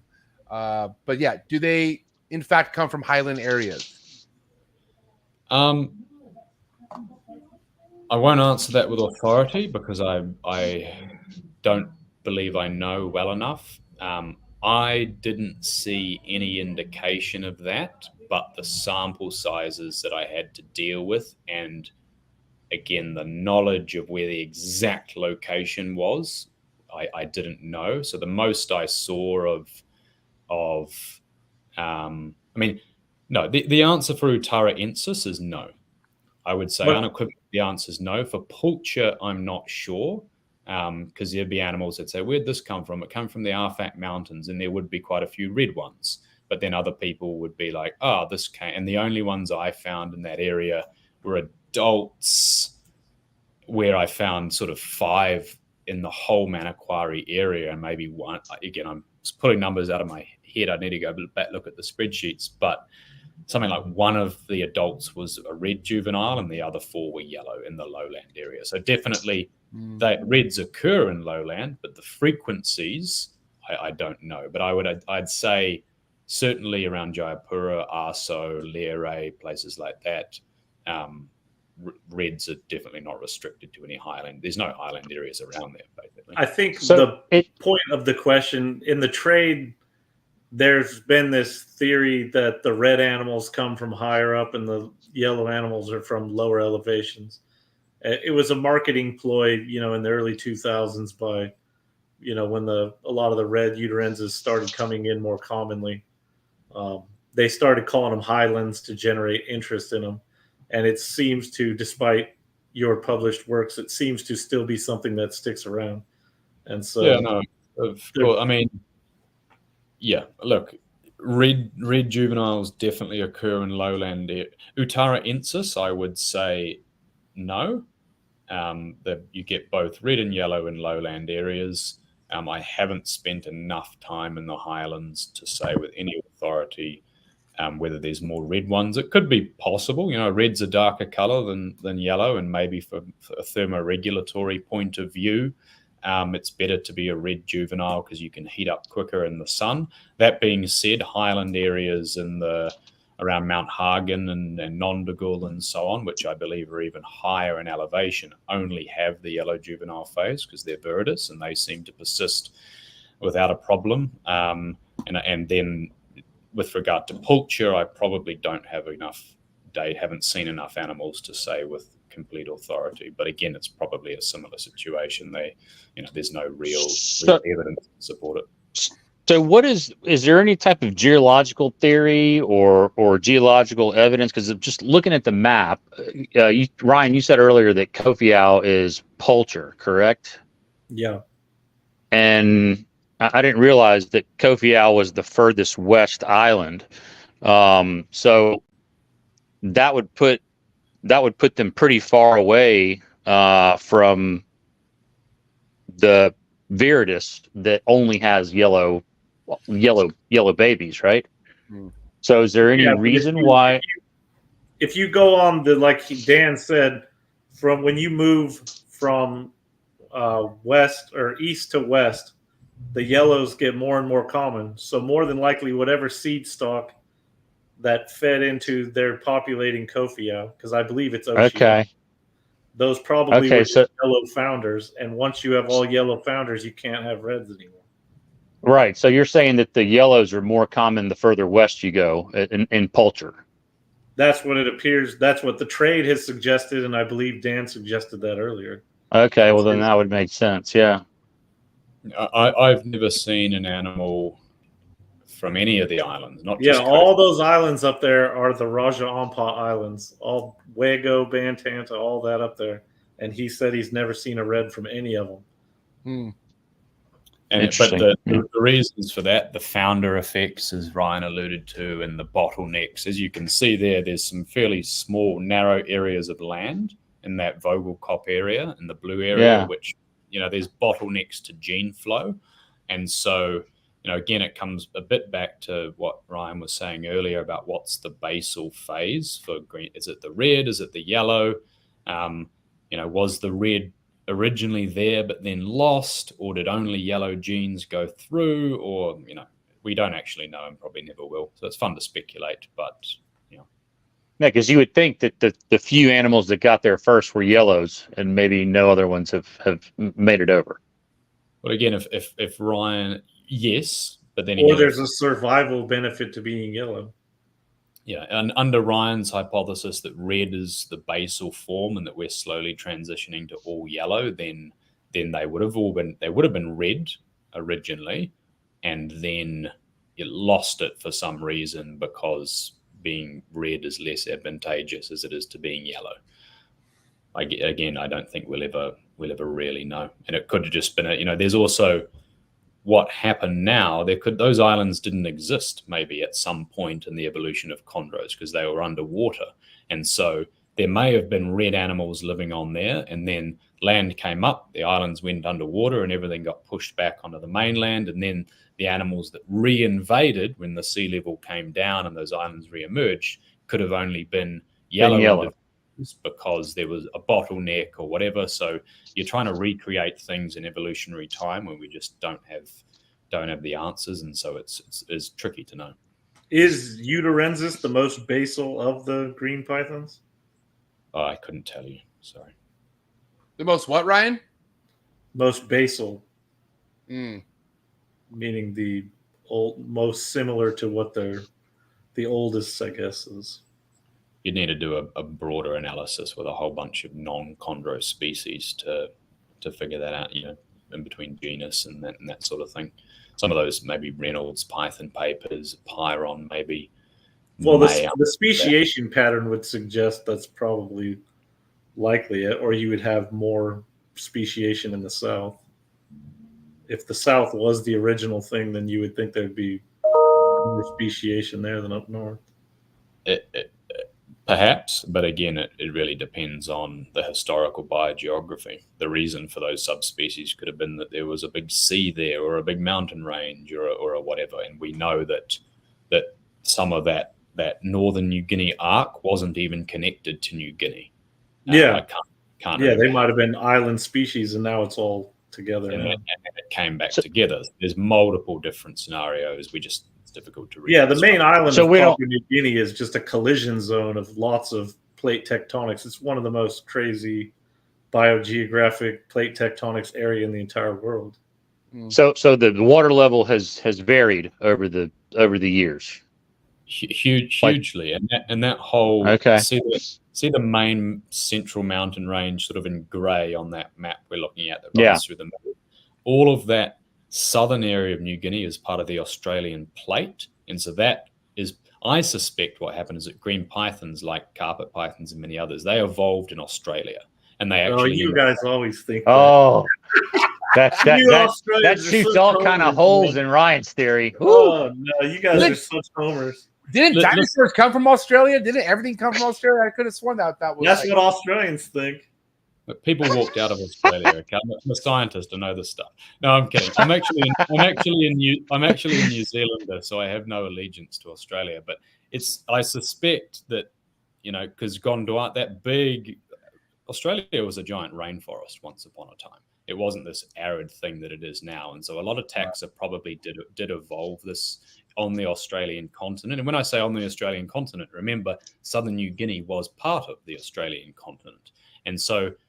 The simple probability suggests that the common ancestor for green pythons, carpet pythons, rough-scale pythons, and all these things did evolve on what is now, I guess, the Australian mainland, and then invaded New Guinea after the collision of this northern arc, this as we said, what is now northern New Guinea, and then re-invaded Australia at a much more recent period in history, and that's why we have the very small population on Cape York, which would also, the genetic data supports that with about 1% divergence. You would expect that if there wasn't a re-invasion of Australia, that those Cape York Peninsula animals would be much more genetically divergent, but they're not, which suggests they came to Australia in the last 250,000 years. But the water level on the islands has gone. It's not just come up. It's gone up and down and separated and put things together at very different times. I mean, to put it in perspective, I think 17,000 years ago, global sea levels were 180 meters below current day, and it only takes a 5-meter drop to connect Australia to New Guinea. And to put that in perspective, Aboriginal people in the this continent for perhaps 60,000 years, and New Guinea was last connected to Australia 5,000 years ago. And so Aboriginal people could have said, I'm going to New Guinea to go shopping, So that there was no sea there. It was all just one big landmass. And so species, people, plants, pollinating birds, they were just going back and forth. And that is all, it's all displayed in the sort of the biodiversity record and the similarities between the two areas. And it's only actually very recently that there's now what we call the Torres Strait, the area of sea between the two landmasses. Yeah, one other thing I noticed, and I think it was a Steve Irwin clip from a long time ago. He was at somebody's house holding a bunch of green tree pythons that apparently localities were based out of Australia, and they were massive. Like, these were really big green tree pythons. So I'm curious about the green tree pythons being a lot bigger in Australia versus what you could find in Indonesia. Like, why would that be the case?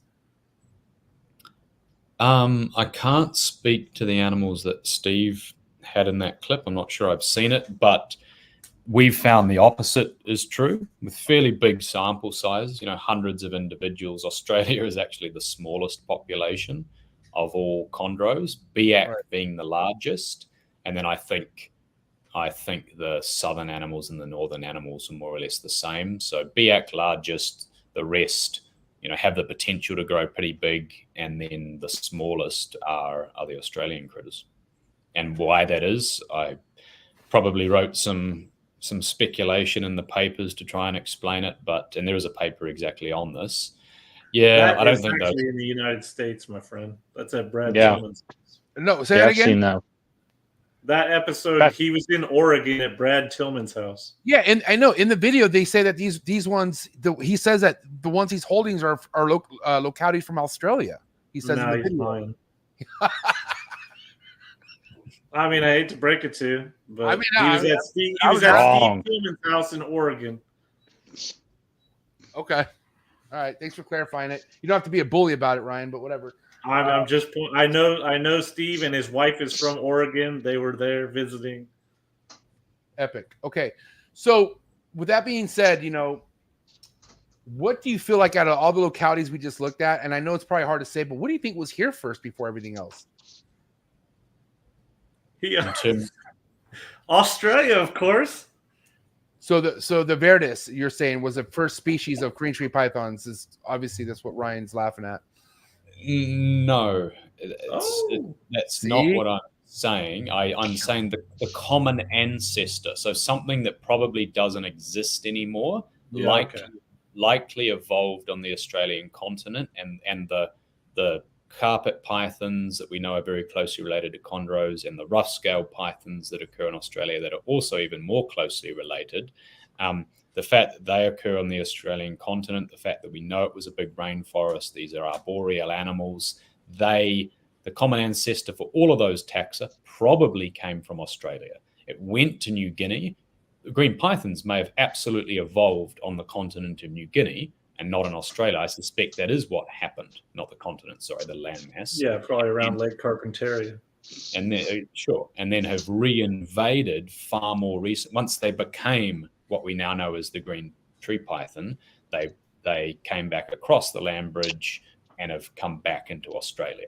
So yeah, I'm sorry, not suggesting that green pythons evolved in the McIlwraith and Iron Ranges, then went there and went, this is great, and spread out. They probably evolved there, but that common ancestor, like an Australopithecine, or if you're talking with humans, or Homo habilis or Homo erectus, the sort of those earlier models of us, the earlier model of the green python, whatever it was, likely came from Australia. Yeah, look at us, 4 hybrids sitting around talking about hybrids.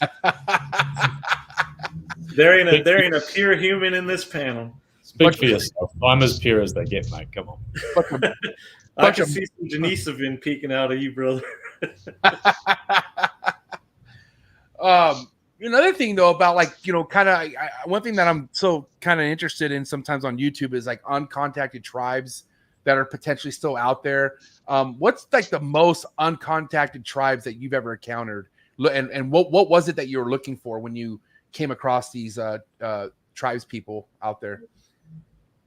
Yeah, at risk of sounding like a dork, I was way more interested in the snakes than the people in any of the places I went to. But you're right. There are some phenomenal parts of New Guinea where, the Asmat area, even places in the Southern Highlands, which are they're not untouched. It would be wrong to say, but even Aru is not a place that many people go to. And I remember being there, and just you go into a village, and because you take boats to get to these places, and people would just be like checking out your hands, and people putting their hand against yours because they're just so amazed that you're white and weird looking, but yet you have the same features, and they'd be touching your face like you see from the old movies out of Africa, and going like, wow, he is a human.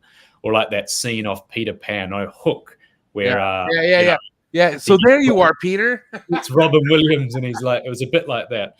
And things like, arm wrestling contest. I've got some amazing photographs. We did standing long jump contests and arm wrestling, but many of these people are so malnourished, not because they're just surviving hard, and the iodine deficiency, things that we take for granted. People have massive goiters, kids with their, our feet are like this, whereas many of the kids, their feet are turned up at the ankles, so they're walking on the sides of their feet. And it's simple deficiencies in minerals and so on that we get in our iodized salt and other things. And so, yeah, huge, as you'd expect, they haven't seen a white face before, but they still have, an outboard motor. It's not like they're completely, living with, they uncontacted, yeah.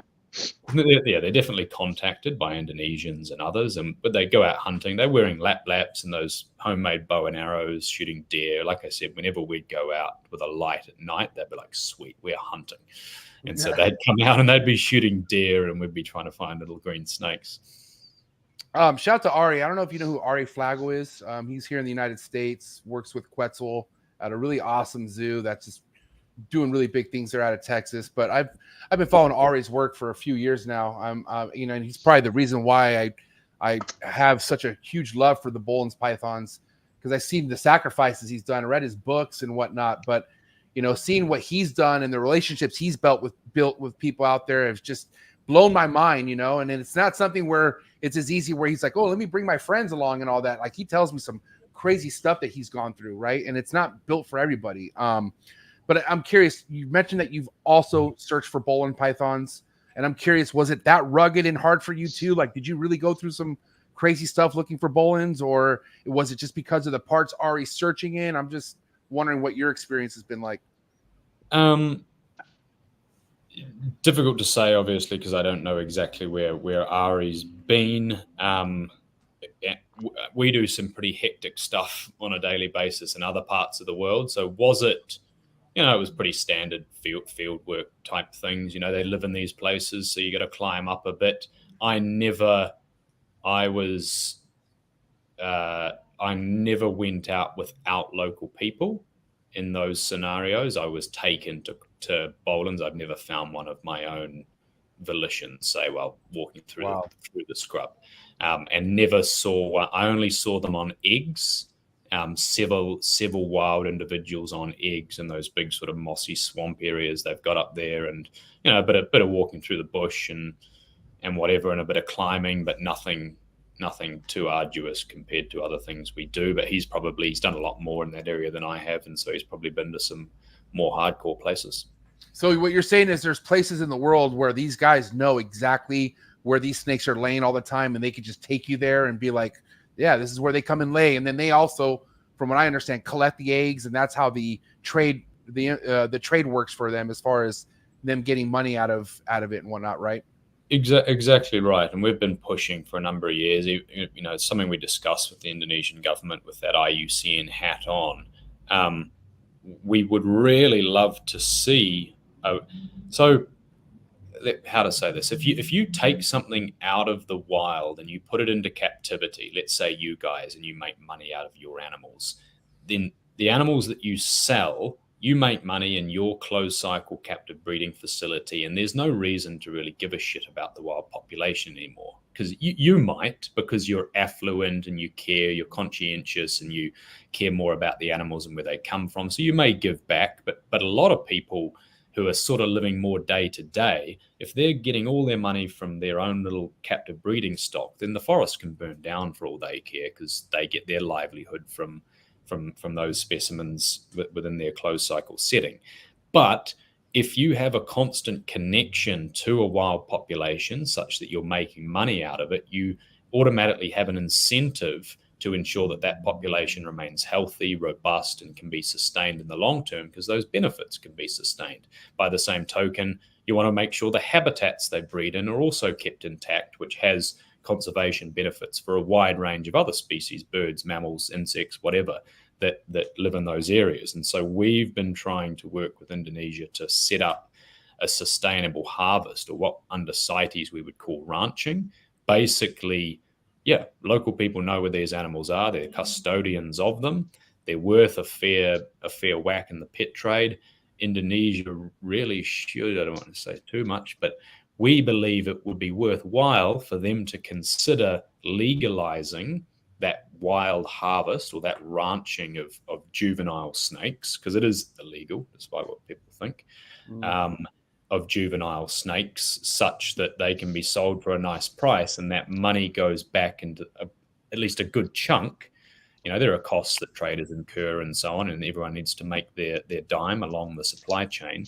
But a good chunk of that money goes back to the local communities, such that they go, holy shit, this is the only cash income we get. We're going to really conserve the species in these places. And if we can get something like that going, then their livelihood benefits are ensured. It's a huge success story for people that are living in very remote areas, often living subsistence lifestyles. And you get this incentive system in place where they're actually going to care for those animals in their habitat.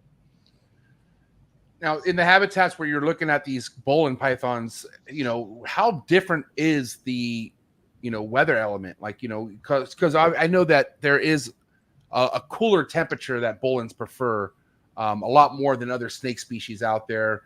I want to know the big difference between bowlines temperature-wise and green tree pythons from what you've experienced and what you've seen out there. Yeah, but basically, bowlines are like a cold-tolerant scrub python. They're a bit like the diamond python of the Mammalia spilota world, right? They tolerate much lower temperatures, and I guess, I don't know, but we've found bowlines around Timika, Timbagapura, and that near the Freeport mine, I think under 1,000 meters elevation, and you also get scrub pythons up there. But there's a broad point where your scrub python stops and your bowlines kind of begins. It's different in different areas around Timbagapura and so on. There, it is more rainforesty, whereas Wamena is very like low vegetation.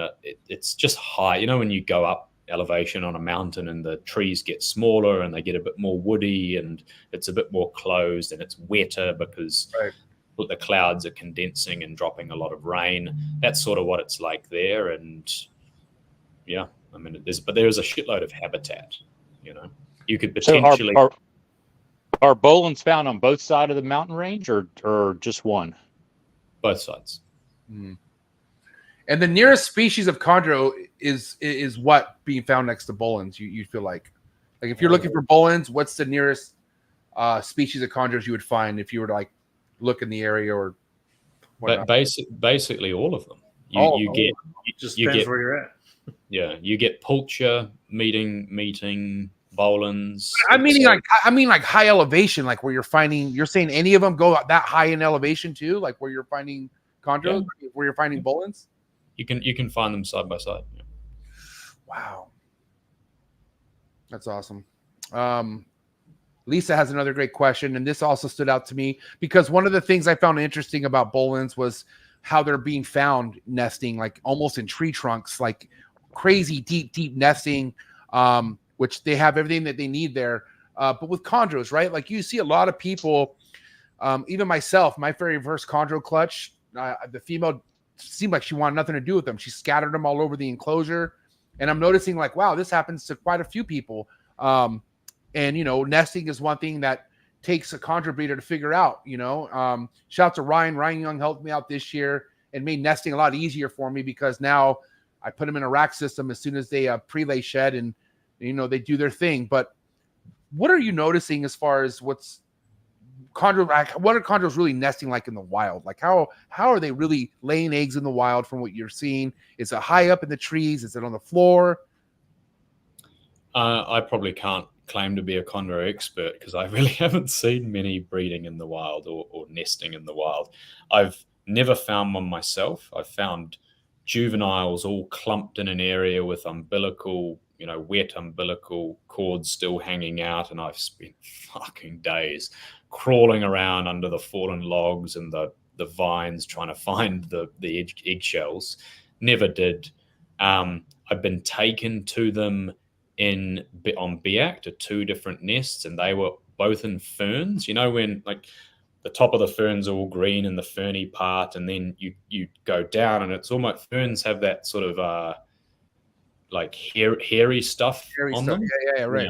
And so they're nestled in that. Actually, not too dissimilar to bolins, except bolins are more in holes. So these things were not underground, but nestled in such a way that they're definitely hugely covered.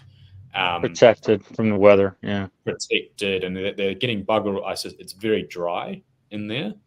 So it's sort of like what you're providing with sphagnum moss in a little nest box.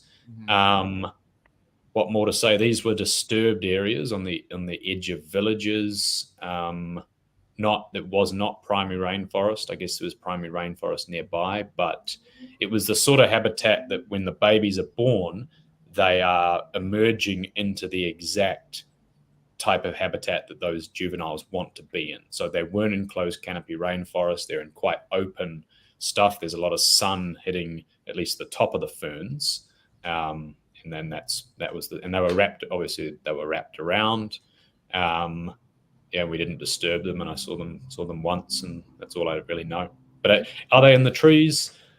Fuck, it's difficult to get up 30 meters high into rainforest trees to look. But parrot people I've worked with in Iron Range have done a lot of stuff with eclectus parrots and other species, and they've found scrub, and a lot of, I radio tracked 27 scrub pythons for my PhD, and they nest in tree hollows up in the trees.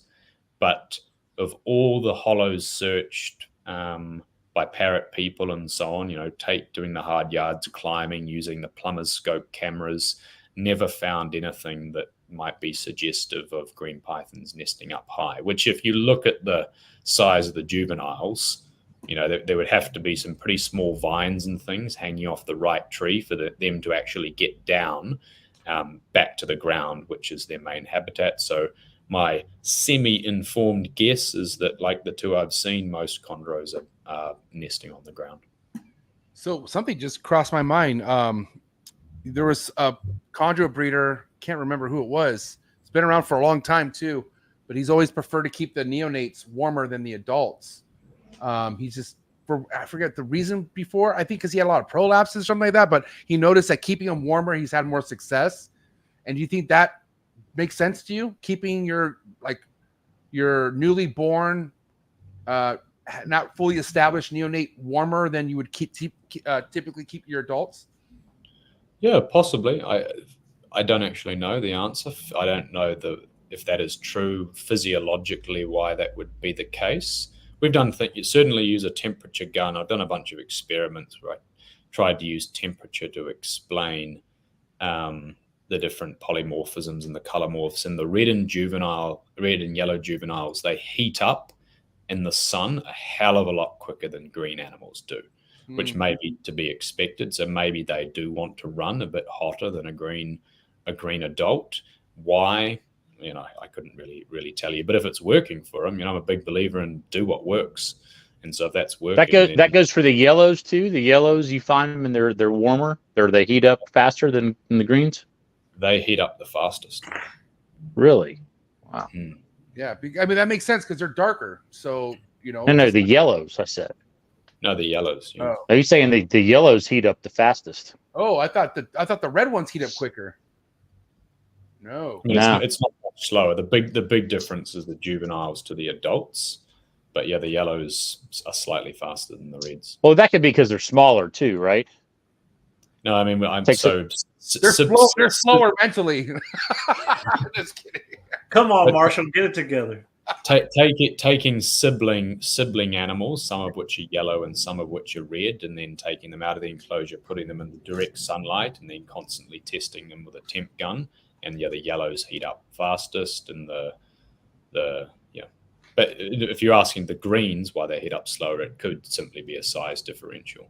But you'd expect surface temperature as well to, it's so complex. We don't know how these animals are necessarily regulating temperature. They may be able to do certain things that speed up rates of heating and cooling, and so which perhaps potentially smaller animals simply can't regulate in the same way given their smaller body size. So it's it potentially is complex.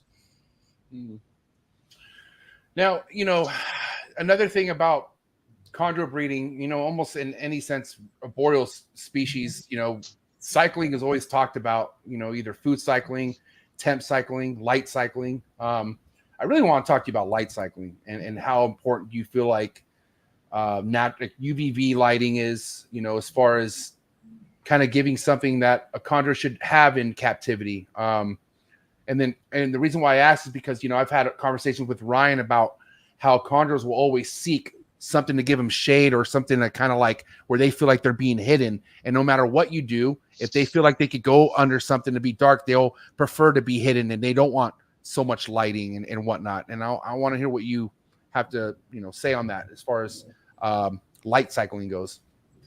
Yeah, I mean, I think Ryan's observations are pretty much spot on. These things aren't sitting in full sun in the wild with any regularity.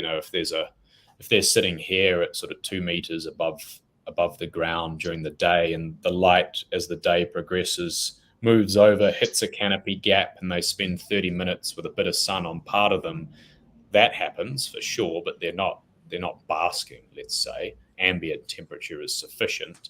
On the UV issue, while I would expect, I have no, I guess again my disclaimer is I don't know what effect UV or not UV has on these animals.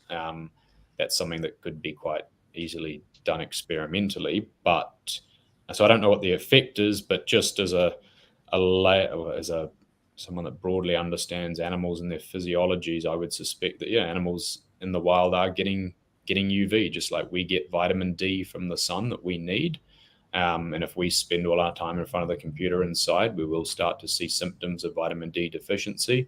It's plausible that green pythons are the same, even if they're not spending all their time in direct sun. Maybe that 30 minutes when it falls through a gap in the canopy and hits them under their little shady area that they've nestled themselves away, maybe that's enough to be the difference between some ailment that they might or might otherwise not have. And it's shining through like a window, you feel like that's not enough? Like, because I heard if trying to get daylight or UVB from from a house window or something, that the actual window itself will keep the animal from getting that true UVV like benefit. Is that true, you think? Again, I'm not an expert on UV. If that could be 100% true, again, my assumption would be that you diminish some of the UV coming through the window, but depending on its tinting. But I would assume that there is a bit of UV that's actually making its way through a clear window onto the animal, even if it is reduced. But then again, I'm not an expert in windows and their tinting and UV penetration, so probably not the best person. But out of all the cycling, what do you think would be the most important? Food cycling, temp cycling, or the light cycling? Temperature for all these are ectotherms, right? So temperature is always the number one thing for all reptiles.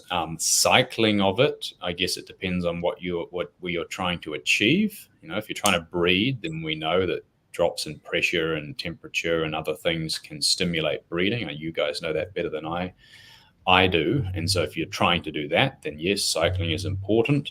Keeping anything if you keep an animal constantly at 32 degrees, you got to think that these, unlike us, their metabolic rates and their physiologies are determined by the environment. So you keep an animal at 22, 30 degrees, it's like running a Ferrari on full revs the whole time. You will burn out the engine.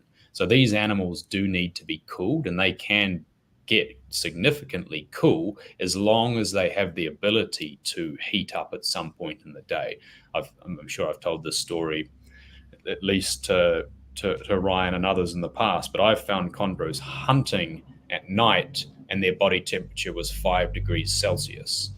So that's super cold, right? You would think the thing would be dead, let alone hunting out in the bush. And that was surprising to me. But then learning that, as long as that animal can get to 30 degrees the next day, then that's okay. And so they definitely have the ability to get very cool, what that means and what physiological effects it has, whether it's good or bad. And I do think these animals need a bit of shutdown time. There are times, if you keep Burmese pythons or reticulators or others, they will seek out hollows in the ground to just be sitting at 22 degrees, and they don't want to get any hotter. And then they'll come out and they'll bask and they'll get warm. And it's sort of like, putting the Ferrari on idle for a bit, or at least turning off the engine, because if you run something on full revs forever, it's going to burn out. And so, how much science is actually backing up what I'm saying, I couldn't tell you. There's speculation there for sure, to be frank, but I think they can certainly spend periods, again, when they're not feeding or breeding or shedding or doing those other things, they can certainly spend periods where they're cooler, as long as they have the ability to behaviorally thermoregulate, i.e. choose to heat up if they want to. So I'm a straightforward guy, Dan, and I'm going to ask you, if you were to find yourself in America, okay, no longer do you have the sick shit in Australia to go look at, so you're like, you know what, I'm going to keep something. I want to keep chondros. And if you were to keep chondros, what would be your go-to? Like, how would you have your setups? Like, would you have UVB lighting? Would you provide some sort of a basking at some point, or would you solely go full ambient? Like, after all the research and what you've done, if we were to kind of flip things and now you want to keep things in captivity, how would you keep chondros in captivity? Great question, actually. Because I wouldn't be doing it in any sort of commercial scale, I might only have a small number of animals, which means I would have the luxury to have larger enclosures. And I would have, as many people say, quite cliche, I would have a range of options. I would have a cool area where they can, down low where they can get to 20 degrees. And I've had vines down there where they can sit. And then I would have a basking area, whether it's a heat mat or a lamp that was combined with a bit of UV. So you have a UV light together with a heat lamp that is sitting around the 33 degree mark, and then the animal can choose as it desires. And for other reasons like exercise, I think Ryan mentioned it. There's attention. Shop fire conducting a test. Someone fire alert and evacuation system. Conducting a test in my office. Testing. I was like, shit, what's happening? Yeah, that's never happened. It's bizarre. What was I saying? So yeah, these things are lean, mean fighting machines in the wild, and so having that extra space, you turn off your lights at night, and I presume your animals are roaming around like it's going out of style. They're really moving in the enclosure, right? At least in that period before not these fat American chondros. Most of them are lazy. Hey, mine are active, bro. What are you talking about? Yeah, well, no comment. But yeah, no. So ideally, at least in that period between when the lights go off and before they set up an ambush, these things, that's when they move around in the wild as well, between 6 p.m. and 8 p.m. at night. That's when you'll find them crossing roads and moving around before they set up ambush around 8. And then they'll sit there the rest of the night. But if they've got more area to move around in, you would assume that just like us, the more exercise you get, the healthier you are. The more you can behave. Dan, give me an idea how big of an enclosure, right? Because obviously the gradient, we're talking 91 degrees to about 68 degrees, right? This has to be a pretty good size enclosure that you're thinking about here, right? Like, and I'm curious, how big are you thinking? Yeah, I mean, I would make it the size of how I would, if we're talking in meat, I'll try and talk in feet. I would make it 10 feet by 10 feet. Oh shit, that's like what I have my lace monitors in. Well, that's what he was saying. If he was, if he was doing it, it would be the luxury if he's just doing it for sheer enjoyment. And you would just have a couple, and you could give him a giant cage. I mean, that's all of our wet dreams. Right, exactly. But what I'm saying is, like, for those kind of temps, like, it's kind of from one extreme to the end, but that snake has options for all the ranges between 68 and 91 degrees, where you can't pull that off in a 3x2x2. You know what I'm saying? It's not going to. Yeah. But it's all about. I won't. Hopefully, this doesn't come across the wrong way, but it's all about compromise. If you're dealing with a 2 foot by 2 foot enclosure for a chondro, then you're compromising on those things, and you're also probably compromising the health of your animals because of it. Simply because, and I'm not having a go, but it's just a fact, right? We all agree you can't provide the sort of things that the animal might need in a shoebox. And I'm not saying I'm any sort of animal welfare advocate or saying that people should not keep their animals in racks or whatever. If the animal's broadly healthy enough, then fuck it, it's all good. But you can't argue, I don't think, that your animal, if it has the choice, isn't going to be healthier in that larger enclosure where it can live out its, do things in a way that it would be doing more naturally as though it was in the wild. Yeah, we do a lot of things wrong. We put them in too small, feed them way too much. I mean, I think too hot. I think these people would be shocked at how little they probably actually eat in the wild, how often they're successful at catching prey. It's probably not very great. At least the Wilson papers suggest that. So yeah, I mean, I don't, I'd say once a month on average, once every 2 weeks, you're doing pretty well as a green python out there. Yeah, but the thing too, like, you would think there has to be a point in time where they are getting enough food for them to fucking lay eggs, right? Because I feel like that's one of the most important part of being successful at breeding is the feeding. Like, you got to feed to breed, us Americans say. But I don't know how that really works in the wild. Yeah, I don't think these animals are breeding annually in the wild. I think they may take 2 or 3 years to build up enough fat reserves such that they can actually reproduce. I think that's quite normal. If you're wanting to breed every year, then absolutely, it doesn't matter if it's crocs, if it's human beings. If we're too skinny, there goes the fire drill. Sorry, folks. Fucking hell.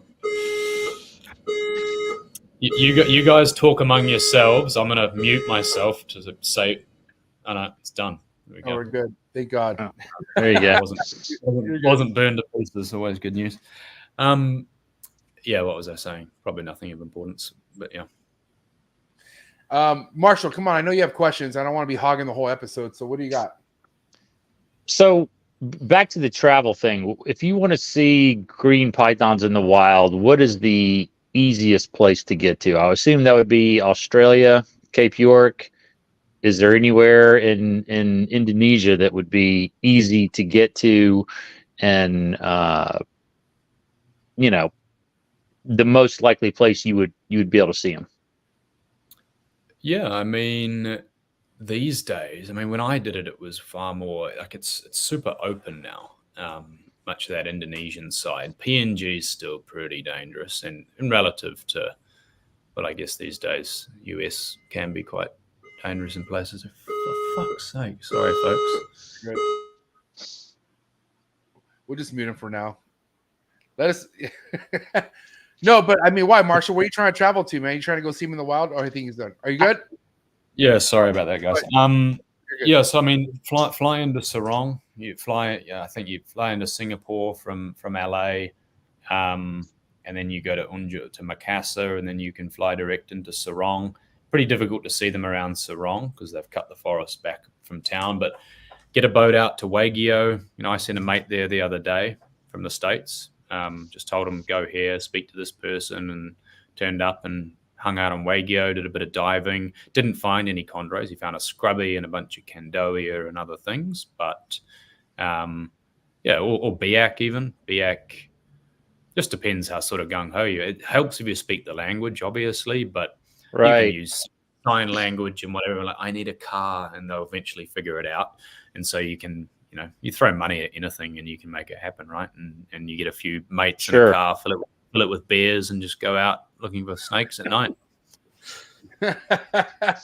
I have a question as far as, my buddy Chris Rice in the building. Shout out to Chris. He's a big advocate as far as like promoting, the best humidity, and, hydration you can provide to your reptile. Yeah. What I'm trying to say is he's pretty against like you spraying your animal like physically to kind of get it to drink or, have the proper humidity. I'm curious what you think the more likely hydration that the chondro is getting out in the wild. Like, are there places for them to kind of go down and drink water? Are they getting it from the fog? Like, where do you feel like a lot of the hydration's coming from for the chondros? A huge amount comes through their food, firstly. Secondly, in the late dry season where you don't have any rainfall, these animals, I've seen them, again, once or twice, drinking the dew in the early morning, the dew that drops in, the cliche, they drink off their scales, the droplets. That is true. I've seen that happen in the wild. And then between that and their food, that is enough. I think hydration is something that's slightly different to humidity, both with their different effects. You have a water bowl in your enclosure and your animal has the choice to go down to it and drink if they need the hydration. Humidity, again, slightly. And so I would only be spraying an animal, not for it to drink, but just to artificially increase the humidity within the enclosure, because you got micro droplets when it sprays out, if you don't have a satisfactory means of keeping the humidity at something that's relatively high. If you do, then you don't need to spray, and you might just provide a little bit of water for them to drink.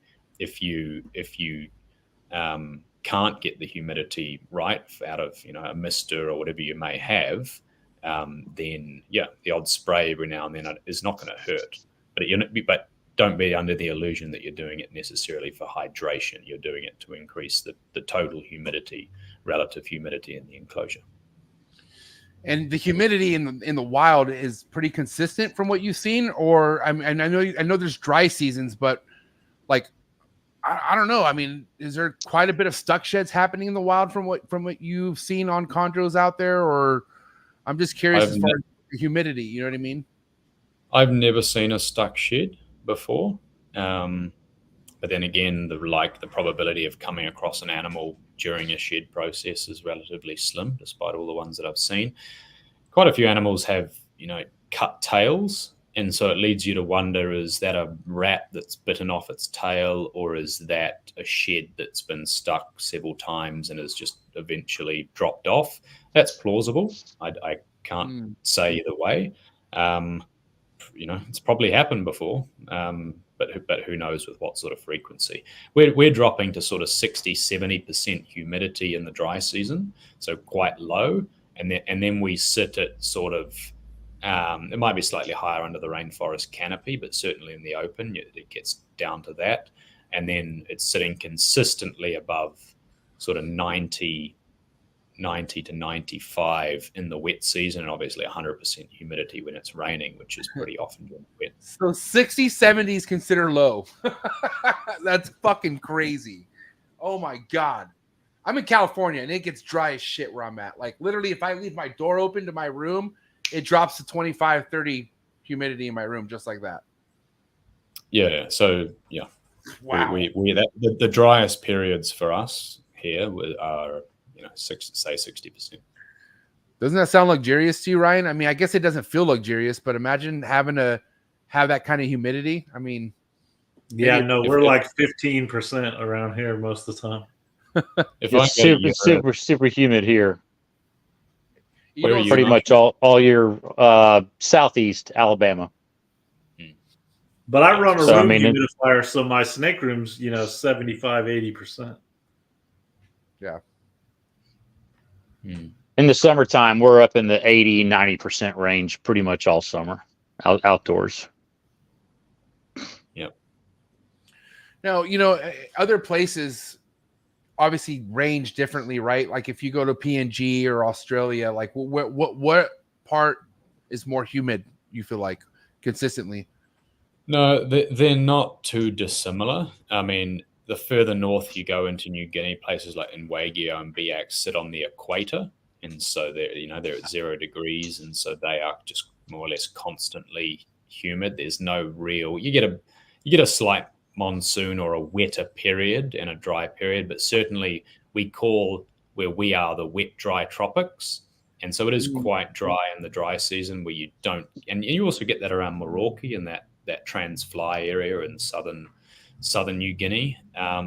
But as you go further north, it's pretty equatorial, and so the consistency in both temperature and humidity is much greater.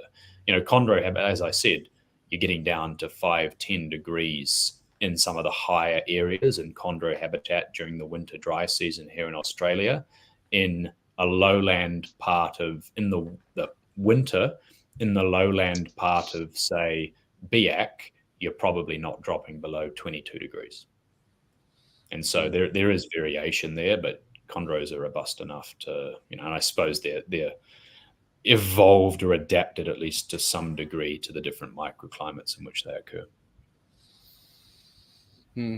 One thing that you wrote about that was interesting was people talk about chondros eating birds a lot, and the natural history doesn't suggest that that's the reality, but people believe it nonetheless.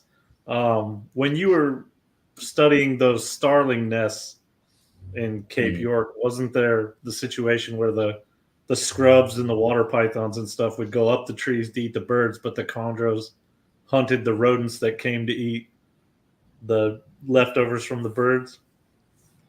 Exactly right. You basically, I don't need to tell the story. That was all it. Right. But yeah, the other species would come, like scrubbies and so on, might try and climb, but most of them, your slaty greys, your boigas, your water pythons, they would come in and they would eat the baby birds that had dropped out of the trees by accident. And so you go there each day because there's a massive freaking colony.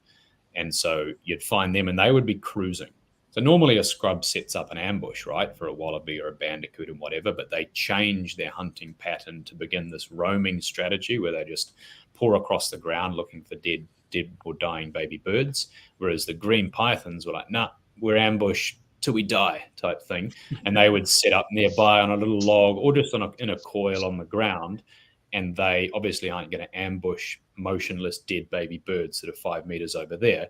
So I would assume, even though I never, am I lying? Do you know? Maybe I did see them take one rat. Not a great sample size, but yeah.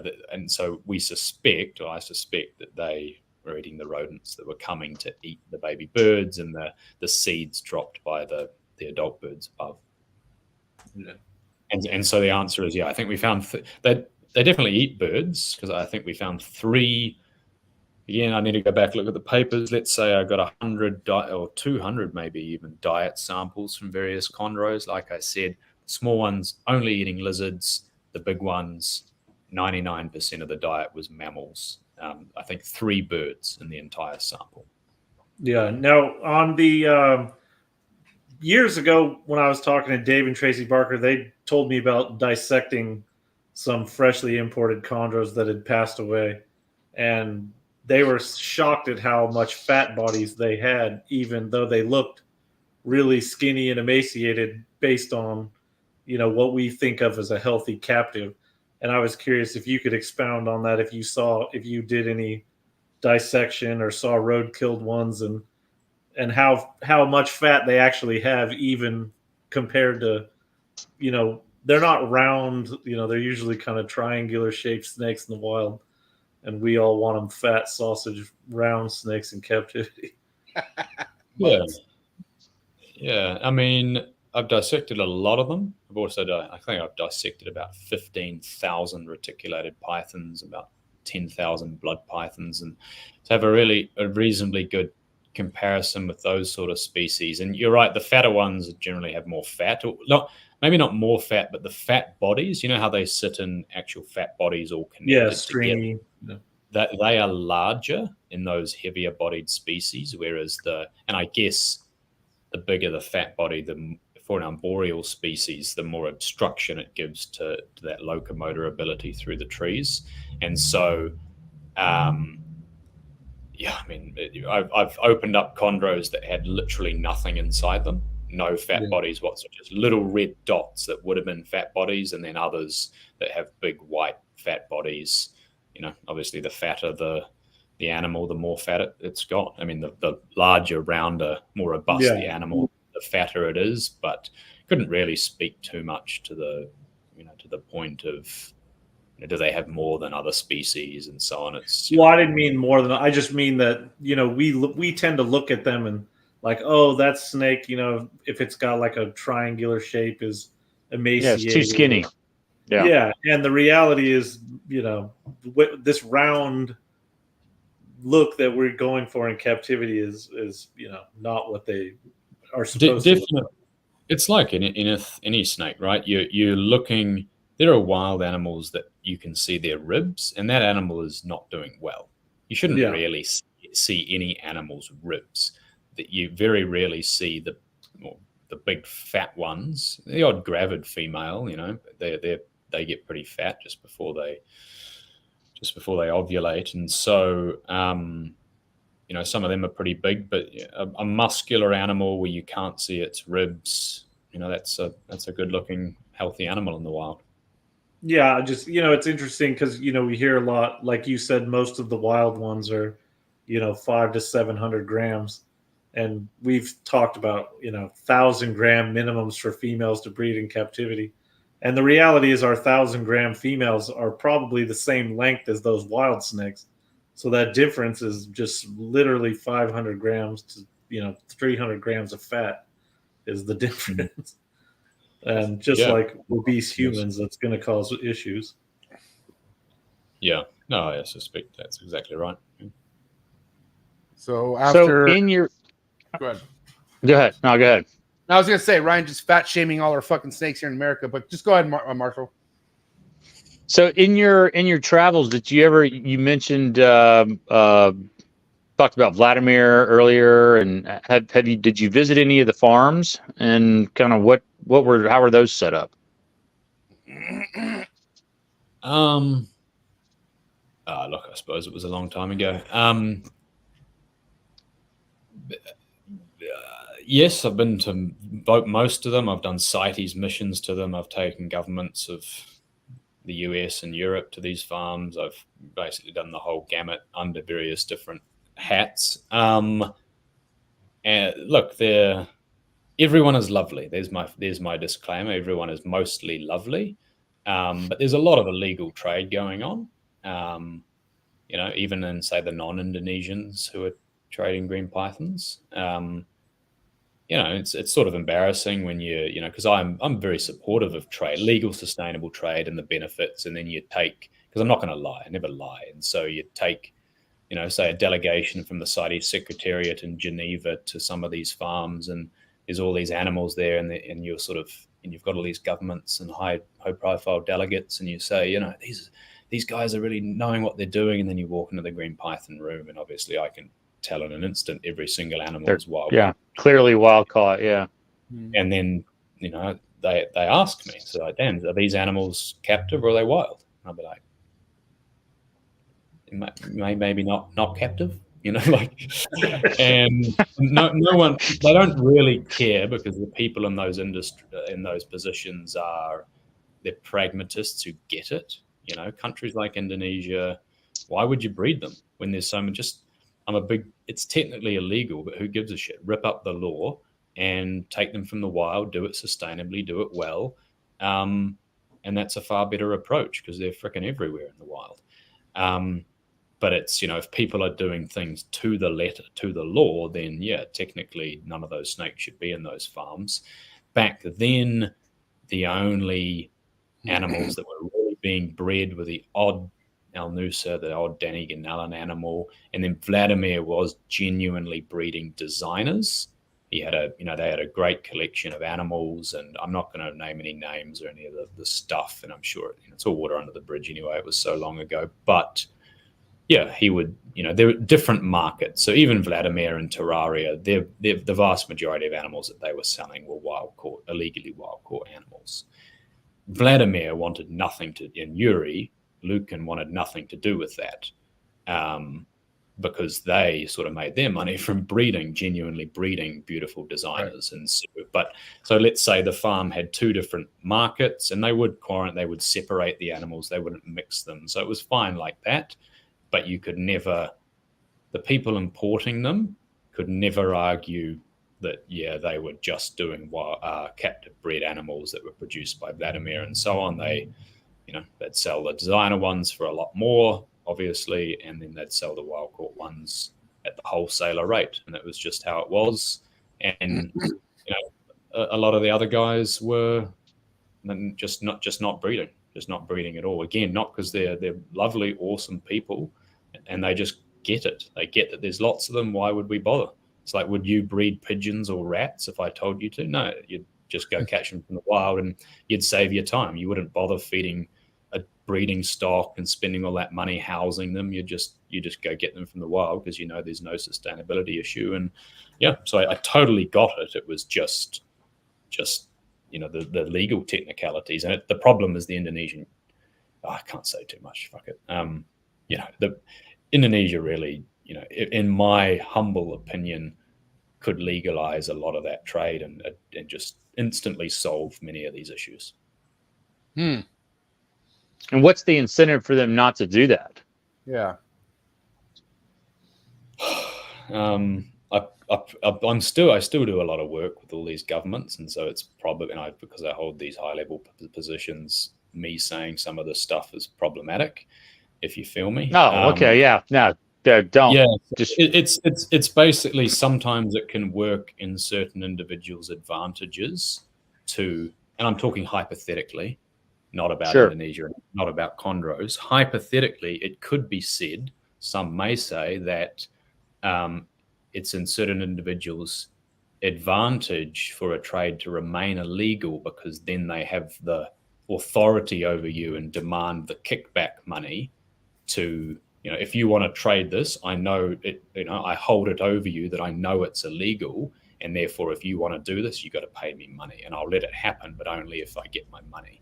And so if they legalized it, they have no hold over the control to be able to get that money out. It's all about the money. Fuck, man.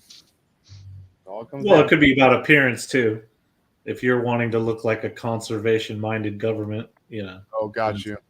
Better to be like, oh, look, we protect all this stuff, and then. But I wonder if you send them enough money, would that matter? You know what I mean?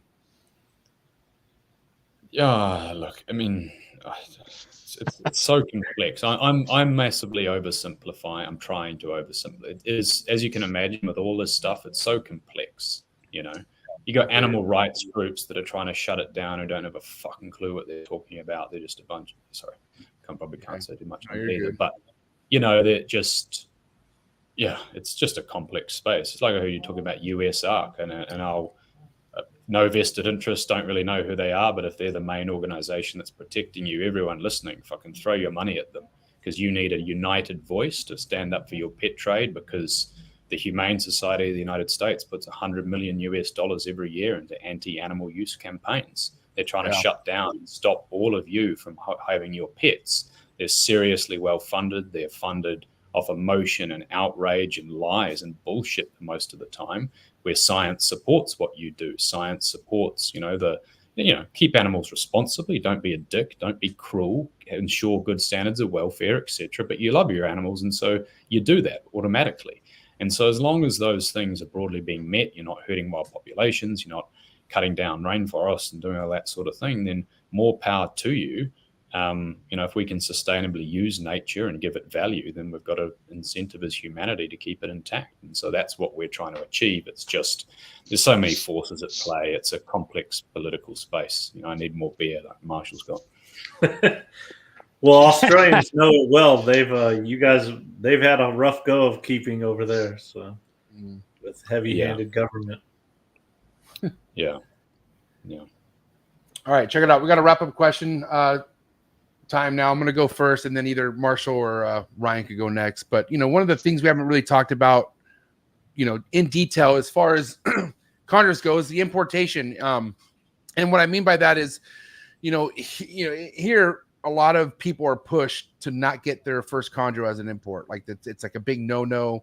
And mind you, because, you know, why would your first chondro keeping experience want to be something that is going to potentially have a lot of vet bills or just be straight death, you know? But, you know, it all started from imports, right? Everything came from something in the wild. So what would your, you know, let's just say you had somebody, you know, an American friend of yours asking you, hey, you know, Daniel, should I have my first chondro be an import that I know a good importer and get it from him? Or, you know, what would your take be on a wild caught animal or import animal being someone's first chondro, you know, here in the States? Yeah, well, I think firstly, as long as it, you know, the legality thing doesn't bother you, and you know, it'll come in with a legal CITES permit. So let's say, for all intents and purposes, it is technically legal, the import. You know, if you have no idea what you're doing with chondros and you don't have the money to get a US captive bred one, then team up with a Ryan, a Marshall, or someone like yourself who knows what they're doing and can acclimate that animal and give it the care it needs, because it will likely have parasites. It will be more stressed. There's a damn good chance it will die. I think knowing that, I think there was this, you know, Greg Maxwell's book, like Green Pythons are so hard to keep, was sort of the narrative. I don't think they are. In reality, what I think was happening is a hell of a lot of wild caught animals were coming in. People were being told that they were captive bred. They weren't.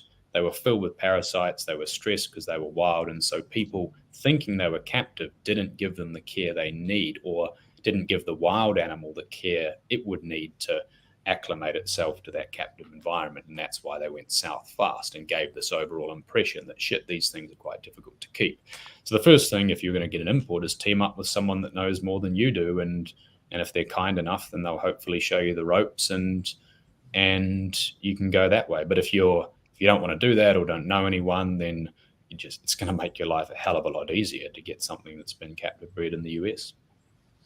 Yeah, it's a very good point. And, you know, obviously you've been around, you know, as far as Indonesia and those parts. How are those farms being like ran from what you've experienced?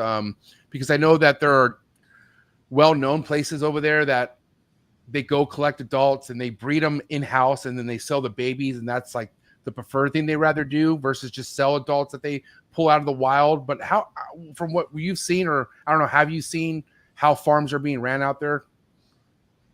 I guess they run the full spectrum. There are those, and again, like Vladimir and Yuri are dead now, so I'm talking years ago. I don't know who's taken over. I think a guy called Chris Applin said, that monitor guy who I've seen things around, said that he was maybe taking over at Terraria. I'm not even sure if Booty still or Ardry still own it. But basically you get farms like that were breeding a bunch of stuff. And remember, there's also legal quotas for a lot of animals. So wild caught trade is common anyway for both CITES and non-CITES species. And all of those farms do that completely legally, no problem. It just so happens that green pythons are one of the species for which you can't unless you breed them in captivity. And so you have these parallel things. We have a bit of breeding going on, and then you have the wild caught stuff just coming through. And then you have the other end of the spectrum, which is just a warehouse somewhere where there's no enclosures, there's no nothing. It's just a rotating door for wild caught animals, and they will just send them out as captive bred, and never even attempt to breed anything. And how many fit into the different boxes, and there's various levels of along that spectrum where each of the different farms sit. But then again, I haven't really been involved for a number of years, so it can all change very rapidly, and perhaps it has, for better or worse. I don't know. Right on. All right, who wants to go next, Marshall or Ryan? I'll go. So, what is, like, in all your travels that you've had, what is the sketchiest thing that's happened to you? Have you ever been have you ever been in fear for your life, or have you I don't know, you travel to all these remote places, and you're obviously not people know that you're not a native. Anything happened? Yeah. Or has it all? Have you had nothing but good experiences? Shut up, Marshall. He gets the question. I would say more or less nothing but good experiences. I don't think there are nicer human beings on earth than Indonesians or Papuans. If you get the chance to go, please, because it's not as scary as people make it out. These people are so willing to help, like anywhere. I could get shot walking down the street of Manhattan, but chances are you're not going to. Most Americans are incredibly wonderful people, and that's true of nearly all countries on earth in my experience. And so people are very willing to help. Yeah, but then again, I've seen women and children shot right in front of my face when I was in Papua. I saw the military open fire and kill people who were peacefully protesting right there. I've been chased with machetes. All that sort of stuff. You spend enough time in these places, then this sort of stuff happens, right? And yeah, I mean, because there is that whole Papua wants independence, with the Papuans are not Indonesians, and I won't go into the details, but there's quite a bit of animosity around that, or at least it was. And we'd go to some of these places and they would capture us and keep us hostage, which was always sort of they'd figure out that obviously you're white, you'd say you're Christian. To be honest, I'm an atheist, but I'm Christian because the Papuans were colonized by the Dutch and other European countries, and so the missionaries did their good job of converting them to Christianity. But obviously Oriental Indonesians proper, they're Muslim, and so there's this. And there was one town in Aru actually where they had a massacre, not when I was there, but a few years previously. They had a massacre. I think the Christians killed the Muslims, I want to say, and they just went, fuck this, we're cutting the village down the middle. And so literally they had a line. On this side they had the mosque and where all the Muslim people lived, and then on this side they had the church, and that's where all the Christians lived. And they lived in otherwise complete harmony, but all those sort of animosities are there and sort of simmering under the surface. So much water has gone under the bridge at this point, though, that I think there's been intermarriage and so on, and it's been sort of 40 years since the Dutch moved out, even longer, since the 70s when they moved out. And so I can't really see the Free Papua movement, the OPM, taking back that side of the island and pushing out the Indonesians. There's a fairly big military presence, but it's just really about being a bit streetwise and savvy, the same way that I'm probably be terrified walking down some streets in the US. But for you guys who know when to do it at what times and so on, it's second nature, and that's true of there like anywhere else. But there's been a few hectic things, and just dumb things like when they shot those women and children. Like, some of them were Papuans, and women and children are not Indonesian military. So it's that kind of you're fighting back, and you believe you've got a good cause, but you just killed a kid who didn't do shit to you. So it's just that sort of like, fucking hell, come on. But anyway, that's, there's been big struggles there, and that's just how it is. But it's quite an irony when people are gunned down in front of you and you're there to do snake conservation. Yeah. Right. People are like, no one gives a fuck. Puts things in perspective. Yeah. I'm just looking for a red Neo.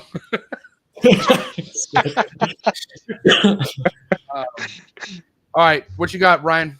Well, I'll go with a more positive question then. Do you have a single, most amazing chondro moment, encounter? Is there one single thing encountering a wild chondro that made the most lasting impression on you? Well, probably two. One was my first chondro that I found was actually during the day, which is relatively rare, just scoping around in the forest. And before many of the big cyclones hit Iron Range and the McElwraith Range, that forest was quite open. And so you could actually find chondros with some sort of reliability during the day, during the few areas, in the few areas where a tree had fallen over and there was a bit of stuff around the ground. They'd be sort of hiding in there, but there'd be one here and then one way over there. And so it wasn't like there were that many places to hide near the ground if they couldn't be bothered going back into the canopy. Now it's completely changed because we've had multiple cyclones and half the forest is lying on the floor.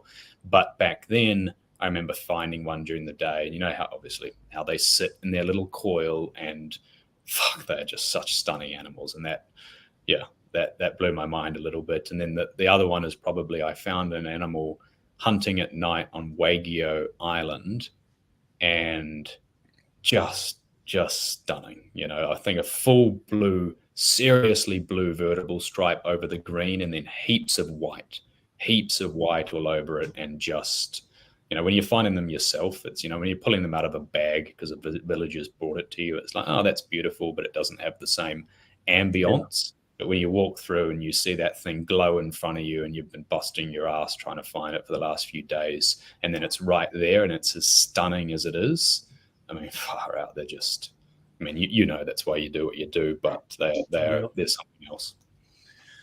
I definitely have a new appreciation for things in the wild, only because I love bears for like majority of my life. And I was visiting North Carolina, and I saw my first bear in the wild, and it had cubs. And that right there just sparked something in me that makes me definitely want to go see these things that I keep someday in the wild. But I'm like, Marshall, I need to know exactly where to go. I want to know for sure if we're going to see them there. And if not, tell me where else to go where we know we're going to see these fuckers for sure. We need accommodation for sure. Right, Marshall? We need, this isn't going to. Yeah. AC, AC, hot showers. Oh my God. You got, man, half of the, correct me if I'm wrong, Dan, but isn't half of the best part about being out like that is that you are away from everything creature comfort wise? You're literally immersed in the life that of the animal you're trying to find. Yeah, Ryan, I need aircon. All right. Well, you want to... Hey, I like the aircon too, man. But there is something cool about waking up in Iron Range with black palm cockatoos flying overhead, and getting on by a couscous at night. You did right. You did right. And I mean, yeah, it's about the journey, you know. They're finding the chondro is the cherry on top. It's the getting there on the boats and the ferries, sitting on top of the coconuts and the hardship, and it's fucking annoying at the time. But then when you look back, that's where the experience is. And yeah, you have a few of the moments you can recall, like I did now, finding the chondro, but it's getting with a good group of mates, going out to a remote place. It's different. It's the food, it's the culture, it's everything. And you're seeing chondros are just one snake among so many. You're seeing small-eyed snakes and candoia boas and all of this stuff, scrub pythons and lyre pythons, and depends on where you go, of course. But, you know, it's just the diversity of some of these places. That's what it's all about, and how relatively untouched and foreign they are compared to what we're all used to. That's what it's all about. And then you find a green and you're like, oh, pretty cool. That is why we came. But even if we didn't, who gives a shit? We had an amazing time. Exactly. Now it's about the journey. Yeah. And I feel like no matter what the feedback is on tonight's episode, I had a great time tonight. I thought it was fucking awesome. This was an amazing episode. And based off the live chats, this was one of the best All in the Tree Tuesday episodes we've ever put out. So, Dan, this was an amazing time. I got hot seat questions for you, too. So before we let you go, I am going to hit you with these hot seat questions. But I also wanted to bring up one other thing, too. Shout out to Marshall Mendez and his recent success. And I want your opinion on the albino green tree python. You know, obviously there's no morphs, quote unquote, in chondros, but how do we explain the albino in a green tree python if there's no morphs? Well, that's a morph. Well, yeah, there is a morph. There's just one. So I'm talking to Dan. Thanks, guys. Fuck. But yeah, first and foremost, what do you think about the albino? You know, I mean, where in the wild has there been an albino found? And I guess, is this really the only morph we could say that is in green tree pythons? Yeah, I know wild animals of olive pythons and carpet pythons have been found. I don't know of any albino carpet python. Oh, sorry, fucking green. We're talking about green pythons, aren't we? Green python that's ever been found. So this thing is pretty special. Because a lot of the stock for those albino olives and carpets, you know, they came from those founder animals. But the fact that this has happened in the wild, in captivity, is pretty great. I know there was an animal that came out of the wild into one of the farms in Indonesia, and it had a white tongue, and so they thought it may be heterozygous for albinism, and a certain individual paid a huge sum of money for it. Eventually, got it into the States and bred it, and it did not turn out to have any albino genes in it. But and so people have been trying for a hell of a long time. So the fact that you've done it, Marshall, is hats off. It's pretty cool. I guess it depends if Kofi owls and hormonal blues and things, if they're considered morphs or not. I did find animals on BIAC that were completely blue, a much darker navy blue. I think I've got photographs of it. Some are green head and tail, but otherwise all blue with white bellies. But again, a navy blue, not that sort of sky blue that you associate. Whether they would be considered morphs or whether it's heritable or can be replicated between generations, I don't know. Yeah, I think when we talk about morphs in terms of captive snakes, we're talking like single gene, inheritable mutations. Right. Yeah. So it just depends on how you define morph. Right. I think Patrick said it too, that I guess he said there's plenty of morphs and chondros. People just don't like to agree on that definition of a morph. So, but, well, hot tea question time. Are you ready, Dan, or what? Totally. Let's do it. All right, guys, let's get the likes up, please. It's been an amazing episode. It really has. But hot tea questions, and then Ryan, Marshall, you will end with the hot tea question yourself. All right. Marshall, do you need help? Are you going to be all right? Fuck, dude. I'm ready. I'm just kidding. As long as Ryan doesn't take mine. Yeah.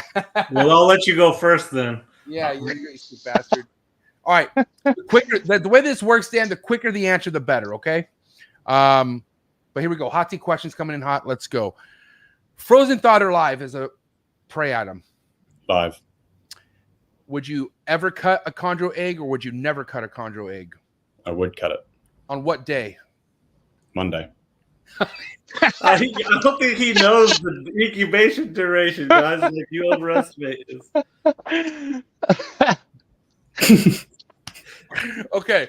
If you had to pick one or the other, red chondro neo or yellow chondro neo? Red. Sorry, Ryan.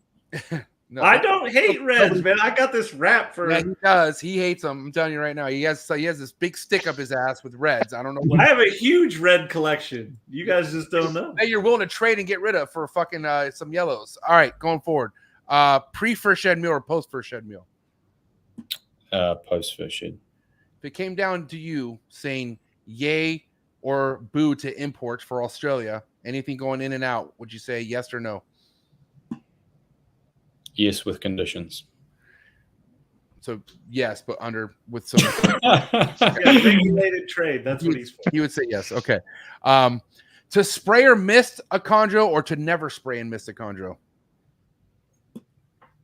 Again, it depends. So I'd say you can spray and mist them. Okay. Yes. Are you into sports or no? Yay sports or boo sports? Yay sports. What's your favorite sport, Dan? I like track and field, rugby. Rugby. Like heaps of sports. Nice. Favorite genre of music? Probably rock. Nice. We talking classic rock, modern rock? What's your type of rock? Yeah, Led Zepp. Yes. Pink Floyd, a sort of alternative rock, I guess. That sort of stuff. My guy. All right. All right, we can go into the bush now. We can go hang out driving cars for days. Little word association. First, just say the first thing that come to mind. You ready? Milk. Echidna. Cocoa. Beans. Substrate. Mesh. First time green tree python breeder. Ryan Young.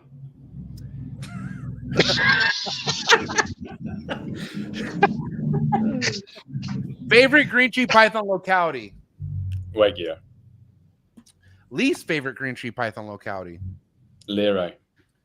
Whoa. Okay, cool. All right. Before we get to Marshall and Ryan, first thing to come to mind, coolest reptile podcast in the world.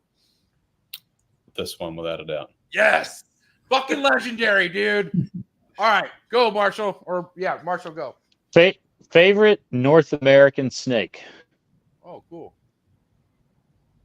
Oh, It's a good one. probably an indigo snake. Eastern indigo. Nice. What you got, Ryan? Good answer. Well, MJ took my question, so I'll go favorite world snake. I'm gonna have to be a bit of a cliche and say the green tree python. Sorry, lads. Oh, Of course. I I don't mind it. The truth is undisputed. And I'm telling you right now, this was an amazing podcast. Thank you so much. You nailed those hot seat questions in the entire episode. We had just under 80 people tapped in on tonight's show, Dan. So what do you have to say to all the love and support you got?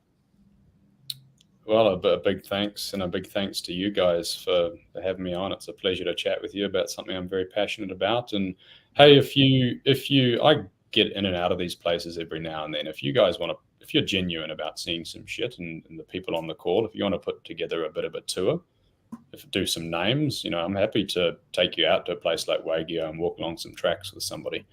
There'll probably be a limit because there's a point of no return when you get too big a numbers. But what about us three? Just us three? Is this cool? Can we go? We could do that. If Marshall brings those beers, it's on. Oh, well, we gotta get Bill. We gotta get Bill out of Texas and into the jungle. Bill is not doing that. That motherfucker. He's a mayor. He does not. If Marshall does it, he'll be so shamed he'll have to do it. That's right. That is true. Yeah, that's true. He wouldn't let Marshall outdo that. That is a very good. There's no way he's going to sit as a co-host for the rest of time and eternity to listen to you and Marshall talking about talk shit. Yeah. So true. And I'm probably going to take you up on that, Dan. I'm not joking, man. That sounds like a life-changing experience. And I would love to invite you back here on the show. I definitely don't think 3 hours was even enough. It flew by, but I know we could talk a lot more. But again, Dan, thank you for your time. I hope you enjoy the rest of your day over Australia. And for people to follow your work, like I know you have your conservation page and then you have your personal page, but what do you prefer people to follow? Both. Okay. There's different content on different things. People for Wildlife's doing some pretty incredible shit. And so, in Africa and all around the place with various different animals, not just snakes. And so, yeah, give us a follow on Facebook, Instagram. And if you want to follow me, you can too. I say some random shit from time to time. Might interest people. All right. Sounds good. I'll put the links to both those accounts in the description below. Go give them a follow. But man, what an episode. Please give it up for Dan Natusch. It's a wrap, ladies and gentlemen. Hey, thank you, man. Thanks for coming on, man. Yeah, appreciate your time. Thanks, guys. See Later. Ya. Peace. Take care, Dan. That guy's cool as fucking shit. Holy shit. That was epic. That was epic. A lot of good information there for sure. A shit ton coming from somebody who, he's seen it firsthand. You know what I mean? But right. Yeah, let's hear from Ryan first. Ryan, what do you think of tonight's episode? It was good. It was cool. It's I could talk to him for hours about being there because I haven't been to Papua yet. I haven't been to New Guinea yet, but I've been to Northern Australia. I've been around Australia, Southeast Asia, and there's nothing like getting out there that, even if you don't find shit, you're going to have the time of your life. But Ryan, if I could ask you your favorite place to visit, or where would you prefer to go look for shit, where would it be?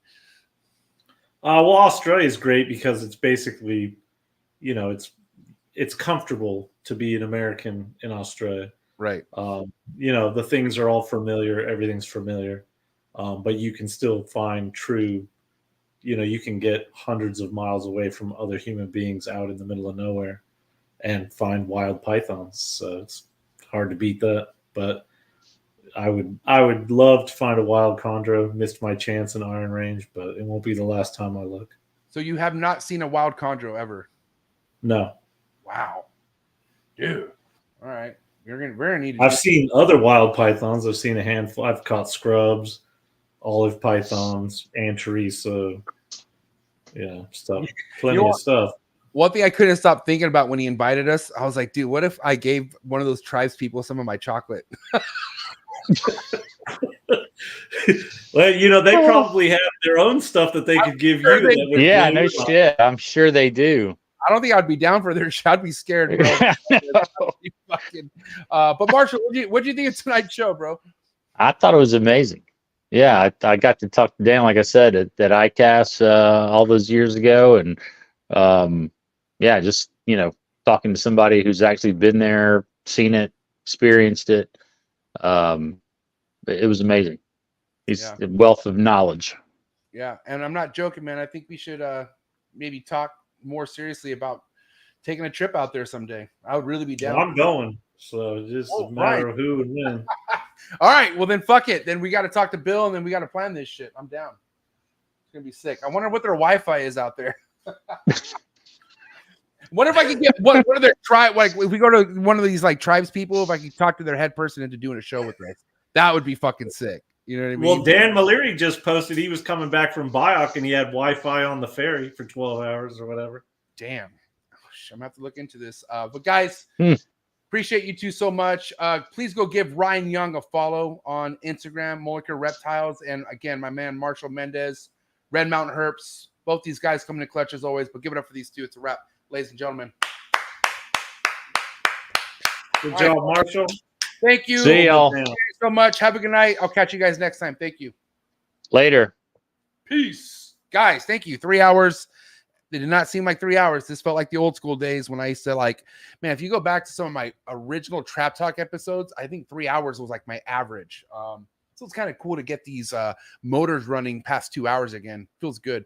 But I got to say, I got to give it up to my co-hosts, Ryan Young, Marshall Mendez, and the man of the 3 hours, Dan Natusch from Australia. Hey, listen, shout out to Australia. I know I got some Australian supporters out there who watch this show. So if you're listening, man, you guys are awesome, man. All the Australians are fucking sick as shit who I mess with and who I talk to on Instagram.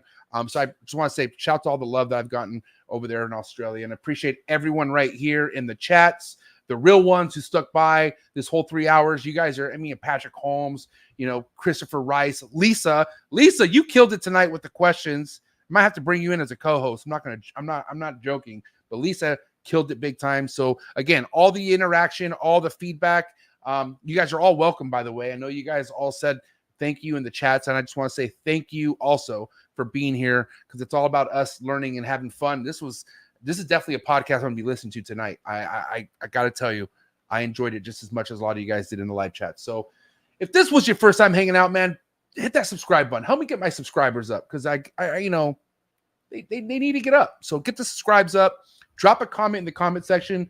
3 hours of heat. Let me know what your best moment was of this 3 hour podcast. If you could drop it in the comment sections, I'm gonna start giving some love to the people in the comment section. So drop a comment. Let me know what you thought. And of course, if you're looking for exclusive content, you want to get more behind the scenes out of what you see at each episode, join the Trap Talk Patreon family. Coolest Patreon family in the reptile game for sure. Over 200 of us. There's an amazing Discord. There's an Instagram group chat that's nonstop popping. And I'm talking about the most diverse reptile selection of keepers that I have a part of the Patreon fam. I think the biggest for sure. So anyways, appreciate all the love and support, man. You guys are the best. I'll catch you guys here tomorrow. Cush's Corner. Find my man Stephen Cush right here. And then episode 500. Can you guys believe it? That's right. Thank you all for helping me get to episode 500. Because like I said, a lot of you guys who support me, you know, you're doing these episodes with me together, right? So we're all in this together.